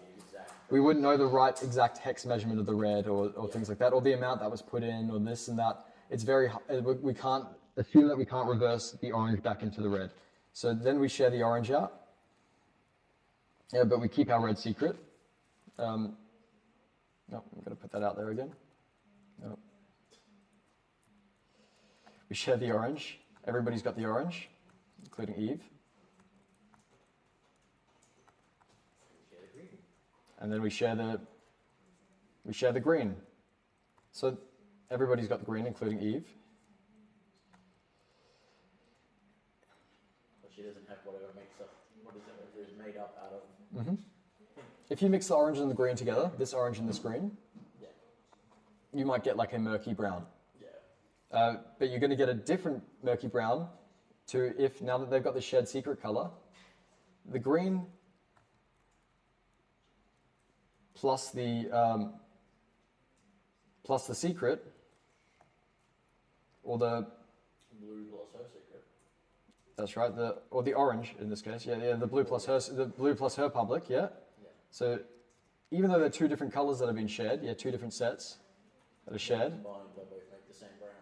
they actually make the same brown, and it would be different to the combination of this, yeah? Like, for example, we can actually see that red and orange is not going to be the same as the red and the green, yeah? Is going to equal same secret, I'll say secret. Probably would be a brown, whatever, but the point is it's a secret.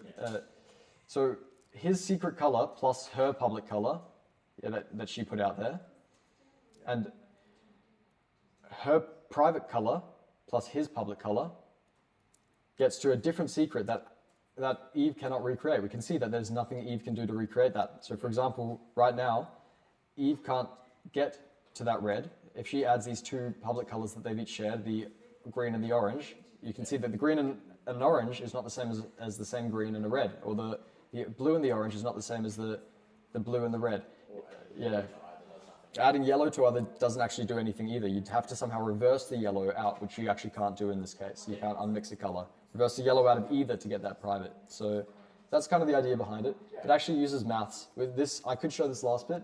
It is going to be a little bit of a brain shut off moment, but it doesn't hurt to give it a go. So instead of, we do it with numbers that are very hard to reverse. We put them together. Which is easy in one direction and hard in the other. This brings us to modular arithmetic, also known as clock arithmetic. For example, to find 46 mod 12, we could take a rope of length 46 units and wrap it around a clock of 12 units, which is called the modulus, and where the rope ends is the solution. So we say... So That makes sense. So basically the remainder. You divide it and you find the remainder. So 46 modulus 12 is 10 according to that. it is 10, yeah. So because 46 goes into 12 3 times, which makes 36, you have 10 left over. What about, and modular arithmetic is very easy to do one way. It's very hard to undo. So we'll get into this in a little bit. What about 3 mod 2? What does 3 mod 2 equal? Sorry? 1, yeah, it's 1. So 3, yeah, that's right.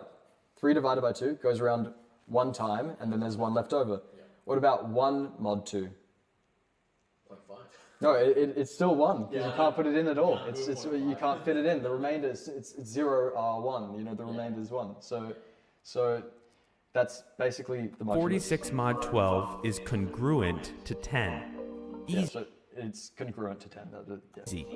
Now, to make this work, we use a prime modulus, such as 17, then we find a primitive Prime numbers have particular properties mathematically. root of 17, in this case 3, which has this important property that when raised to different exponents, the solution distributes Sorry? Why was 3 the root of 17? So any prime number has a primitive root, which is basically a number with a certain relationship. You can actually solve a primitive root, which we're not going to do today because it's a whole other branch of mathematics. To the power of something. So what the primitive root, so the relationship to the prime number that they choose, is such that let's say that you had a clock, you know 17, is going to be your mods. Anything mod 17, you can picture that clock with 17 faces. The property of 3 to the power, of 3 and 17, that relationship that they have, means that you could do 3 to the power of 1, that would be your 3. 3 to the power of 2 would be 9. 3 to the power of 4 is 12. 3 to the power of 3 is 9 times 3 is 27. Yep. 27 mod 17 is 10. Yep. 3 to the power of 4 is 27 times 3, but 3 times 3 and then that number times 3 and then that number. Yeah, exactly. But it's all still to the mod of 17, so whatever's left over. So what it's got is this cool, it can never be above 17 after you put it through the mod. Yeah, like it could be a massive number. You take the modulus 17, that's just your remainder, so it's going to be somewhere in this clock. Yeah. Now the cool thing about the relationship between 3 and 17, or this primitive root of 17, is that the relationship means that when we raise it to numbers, eventually it's going to have a uniform distribution around the clock. It's going to be evenly likely to land on 1 and 7 and 8, and we're going to fill up that whole clock pretty well. So I'll show that again a little bit. And you can actually calculate primitive roots, but you can also search up primitive roots for primes as well. So it's just a relationship. So when you take the modulus of the prime, it's going to be an even distribution. Instead of, let's say, for example, if we did 4 mod 2, it's basically always going to be 0 because 4 to the power of 1 is 4. I googled it, now my head hurts worse than what you Yeah, sorry. Yeah, no, we had to do these ones too. Your explanation makes more sense. Yeah. Google is just like a primitive root modulo, a prime p is an integer g whose powers cover all residues modulo p except 0. Yes. Like a big thumb. Exactly. Yeah. So let's say we have a clock and it's got 4 points on it instead of 12. It's got 4. That's something to the mod 4. So now let's say we have 2 mod 4. So 2 is not a primitive root of 4. In fact, it's got a really bad relationship because it's even they go into each other. So 2 mod 4 is 2 actually, remainder 2, because 2 divided by 4 is 0, remainder 2. Yeah, it's 2. I should have done it the other way around, then it would have been 0. And a better example actually. 2 to the power of 2 is 4, that becomes 0. And then 2 to the power of 3 is 8, and that becomes 0 again. And then 2 to the power of 4 is 16, that's 0. Everything's 0. And it's not very good because all the answers are 0. It's always resulting in the same thing. It's not a uniform distribution. So with a primitive root, what we get is a uniform spread around that clock. So something to the mod of a prime number like 17, it's as likely to be 1, 2, 3, 4, all the way up to 17. It's as likely. It's spread out evenly and fairly across that clock. So all you do is you get p minus 1, so prime 16, minus 1. yeah, in this case. Factorize p minus 1 into its prime factors. Yep, which is 1 doesn't count. Yeah. Sorry. And then 3 times 5 plus 1, but yeah, you can't really get it into its, yeah. And then for each candidate, you're starting from like it's 3. So you check if g to the power of, let's go basically p minus 1 divided by q, etc. Yep, it gets confused. If it's not equivalent to the thing. Yep, exactly. Yeah, it's not hard to get to. In fact, I think I have some code that I've written to get to it, which is like 5 lines of code. But it is. Primitive root is 1, 3 is 2, 5 is 2, 7 is 3, 11 is 2, 13 is 2, 17 is 3, 19 goes back to 2, and then 23 is 5. Yeah, so they're all quite low, but in real life, when we implement this, we're not using prime numbers like 17. We're using ridiculously gross, disgusting large prime numbers that are very hard to reverse. And again, this is just one part of the thing too. So we start off with our prime number 17. Prime modulus, such as 17, then we find a primitive root of 17, in this case 3, which has this important property that when raised to different exponents, the solution distributes uniformly around the clock. 3 is known as the generator. If we raise 3 to any exponent x, then the solution is equally likely to be any integer between 0 and 17. Now, Yeah, keyword between as well, because you can never have something mod 17 can never be 17 because it's 0, you know. So it's just But that's cool, yeah. 'cause I get now what it means, because like every time you go up 3 to the power 1, 2, etc., it goes to a different point on the clock. Yeah, So and it's repeat. First going to even out. procedure- It repeats regularly. Yeah, so basically it's fair. It's Once a you hit fair every point, then it'll repeat. 100. Yeah, so that's exactly it. So it's a fair distribution. It's like always going to be 0, like all one, and then all visited twice, and every place visited 3 times. It's fair. So the chance for it to appear in that line is going to be equal no matter what. and this is and it's actually very easy to solve these. In fact, it's not the modulars. There's modular addition, which makes it so much easier to solve than even manually adding all these things together, like putting something to the power of, dividing it and seeing the remainder. There's mathematical properties that make these actually super simple for hard. computers and people to solve.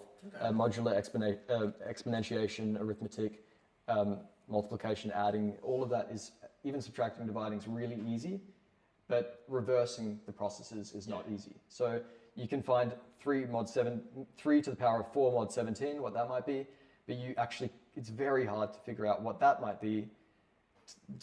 It's the reverse of it. In the same way, we can find 3 times 4 equals 12. We can't find out what 12 reversed is. It's the same sort of concept, but it's even worse because it's prime numbers and it's using modular arithmetic. Say, given 12, find the exponent 3 needs to be raised to. This is called the... So we can solve it easily with maths, but to reverse it, the only way we can do is trial and error each exponent. 3 to the 1 mod 17, 3 to the 2 mod 17, 3 to the 3, and we wouldn't even know the 17 part. yeah, you might know the 17 part, but even let's say if you had that 17 part, in this case you do have the 17 part, even if you had that, you could not find the power. That is your discrete logarithm problem. The only way to find the power would be to guess it. And when you're working with big numbers, massive numbers, you're not going to guess that. You're not going to be able to solve that power because you'd have to try every calculation.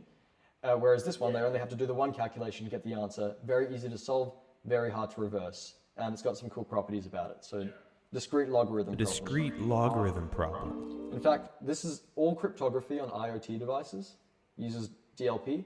A lot of IoT devices don't have that. So they'll use elliptic curve cryptography, which is like a lightweight version of this, but the same logic, to basically do calculations that are very small to make, very easy to make, a decent cryptography, but very, very hard to crack.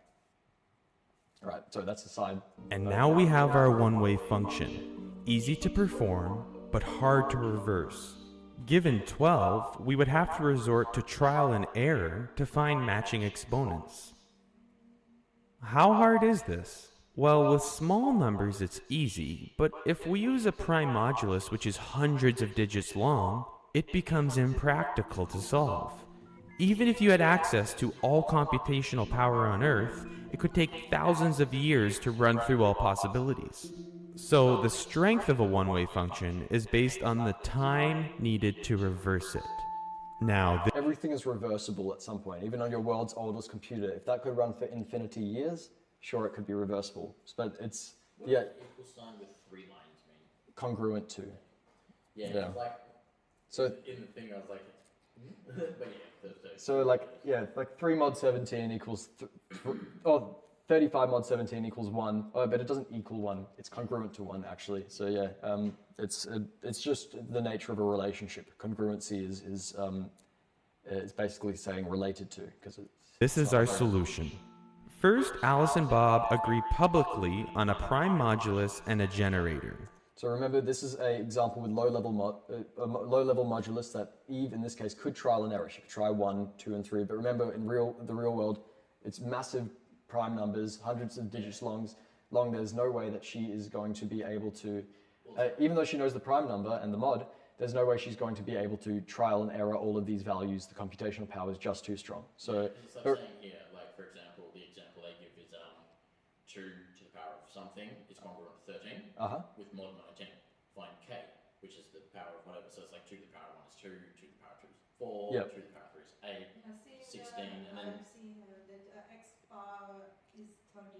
sorry, what exponent's 30 or 13. 13? Oh yeah. Because 2 to the power of 5 is 32, and 32 mod 19 is 13. 13. Okay. Yeah. That's cool. Um, So I could imagine how difficult that would be with big numbers. with big numbers, yeah. So that's what that is there. Yeah. Exactly. And it would take time. That's what that takes for that. Remember, modular arithmetic. There's methods to it that make it so much easier to do the one way than it is to reverse. As in, you don't even have to think about when you think of 3 mod 17 or like 100 mod 17. You don't even have to divide and look at the remainder. I mean, it is basically that even easy though. You divide and you see what's left over. To reverse it, you really have to only trial and error, and it just gets so impractical with big numbers. Okay, so we understand that. In this case, their example would be easy for Eve to reverse because she could guess 1, 2, 3. In the real world, that's not an option because it's just too big. It's just going to be larger numbers than that. So we're looking at how now these shared publics and these secrets that remain secret can be used to get to a handshake. In this case, 17 and 3. Then Alice selects a private random number, say 15, and calculates 3 to the power 15 mod 17, and sends this result publicly to Bob. Then Bob selects his private random number, say 13, and calculates 3 to the power 13 mod 17, and sends this result publicly to Alice. So Alice and Bob have, and so does Eve, all of them have these results, like, not the reds, the blues, and they all also have the prime number and the modulus. So in this case, I think 3 and 17 they used. All three of these people had this at this time. And now the heart of the trick. Alice takes Bob's public result and raises it to the power of her private number to obtain the shared secret, which in this case is 10. Bob takes Alice's public result and raises it to the power of his private number, resulting in the same shared secret. Notice they did the same calculation, though it may not look like. So it doesn't look at all like the same calculation. Like, how does this work? How do they get to this? So we're going to break it apart. Yeah, so exactly, it's just the properties that they have, the congruency properties. It's pretty cool. Different powers, different everything. Because like, even though 12 to the power of 15 is a significantly bigger number than 6 Yeah. to the power of 13, Yep. you do it around that X amount of times, it's still going to be the same leftover. And it could be completely different ranges of numbers. This number could be 800 times longer than this number, and it would still work 800 times mathematically. longer, but you still only got Yeah. 10 left over at the end. Because modular arithmetic, That's exactly. so cool. So yeah, so in this case, it's not going to be under 17, this shared secret. I mean, over 17. Like it at first. But, so how are these two the same? Or how is it actually happening? I hope he expands the equation so we can see what's going on. Consider Alice. The 12 she received from Bob was calculated as 3 to the power 13 mod 17. So her calculation was the same as 3 to the power 13 to the power 15 mod 17. Now consider Bob. The 6 he received from Alice was calculated as 3 to the power 15 mod 17.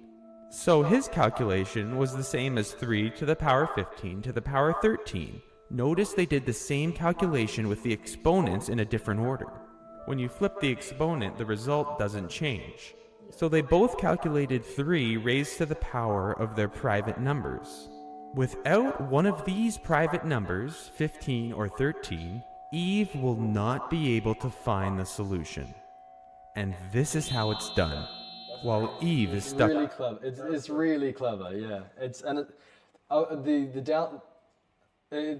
still widely used today. The only downside is, let's say, if Bob finds a way to pretend to be Eve, Eve finds a way to pretend to be Bob, then she can share an exponent, this public number, and then Alice will think that it's Bob's and make a shared secret communication connection with Eve.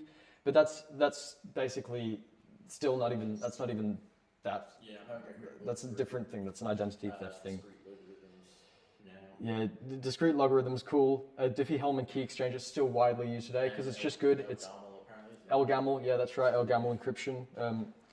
LGAML is, let's see if there's an LGAML step-by-step. I really like this video because modular arithmetic can be a bit of a headache, and even though it still is kind of a hell of a concept to get your head around, I'm trying to find stuff about LGAML uses Diffie-Hellman key exchange. So if LGAML, a lot of these are a bit more technical. We also did gamble solving. So basically, you pick your prime and your generator, like 17 and 3. You each pick your private random key, and then you compute your public key, which is basically your generator to the power of your private key to the mod of the public. It's the same as what we did before. It's Diffie-Hellman. We get our public thing that we share, our public key. So in Alice's case, it was 6. In Bob's case, it was, you know, those blue numbers that they shared? Yeah. 6 and 12, yeah. So those are their public keys, basically, that have this relationship to their private key that nobody else can really reverse. So then Bob basically obtains Alice's public key. You know, everybody's got that. And then maps the message. This is where it gets different, is you've got your ephemeral keys. So basically a message could be, the message is represented that he needs to send as an integer in between the range of 0 to p minus 1. So it can't be bigger than the prime number that you chose. So his message could be, 16, I guess. But it would be a word or something like that, or a message. But in our case of 17, we don't have much options. So we're saying his message is 16. Secret message. Then they choose a random integer k in between 16 and that's between 16 and 1. So let's say k is 4. Yep, your ephemeral key that you choose, random integer. Then you calculate 2 values to form the ciphertext. So your g to the power of 4, which in your case would be 3 to the power of 4, mod 17. And then you'd also have your second ciphertext value would be your message, so 16 times your public key, so 16 times, like say Alice sent 6 to the power of 4, mod p. So even though there's 2 cipher messages and you send them both to Alice, nobody else can really figure out what's going on there. She can decrypt it. It's a little bit more, it's hard when you look at it in notation. These diagrams are helpful. Plain text description of just the actual Diffie-Hellman itself. Yep. It basically says 2 parties agree on 2 numbers. One's a large prime number, the other's an integer smaller than the prime. Mm-hmm. Each of the 2 parties separately generates another number, which they keep secret, which is their private key. Calculations made involving the private key and the previous 2 public numbers. The results sent to the other party, which is basically a public key. Yep. 2 parties exchange their public keys and then privately perform a calculation involving their own private key and the other party's public key, which becomes their session key. Mm-hmm. The session key is your shared secret. Yeah. And then the session key can be used as a secret key for another cipher, such as DES, and no third-party monitoring the exchange can arrive at the same session key without knowing any of the private keys. Exactly, and that's the great thing about something like that. So your only downside is not a man-in-the-middle attack listening, but a man-in-the-middle attack where somebody pretends to be Bob or Alice or Eve, and that's where proof of identity becomes important. That's where Bob needs to prove that he's Bob, and that's where things like certificate authorities can be quite helpful. But that in itself is a separate thing. It's still highly effective. It's still really good.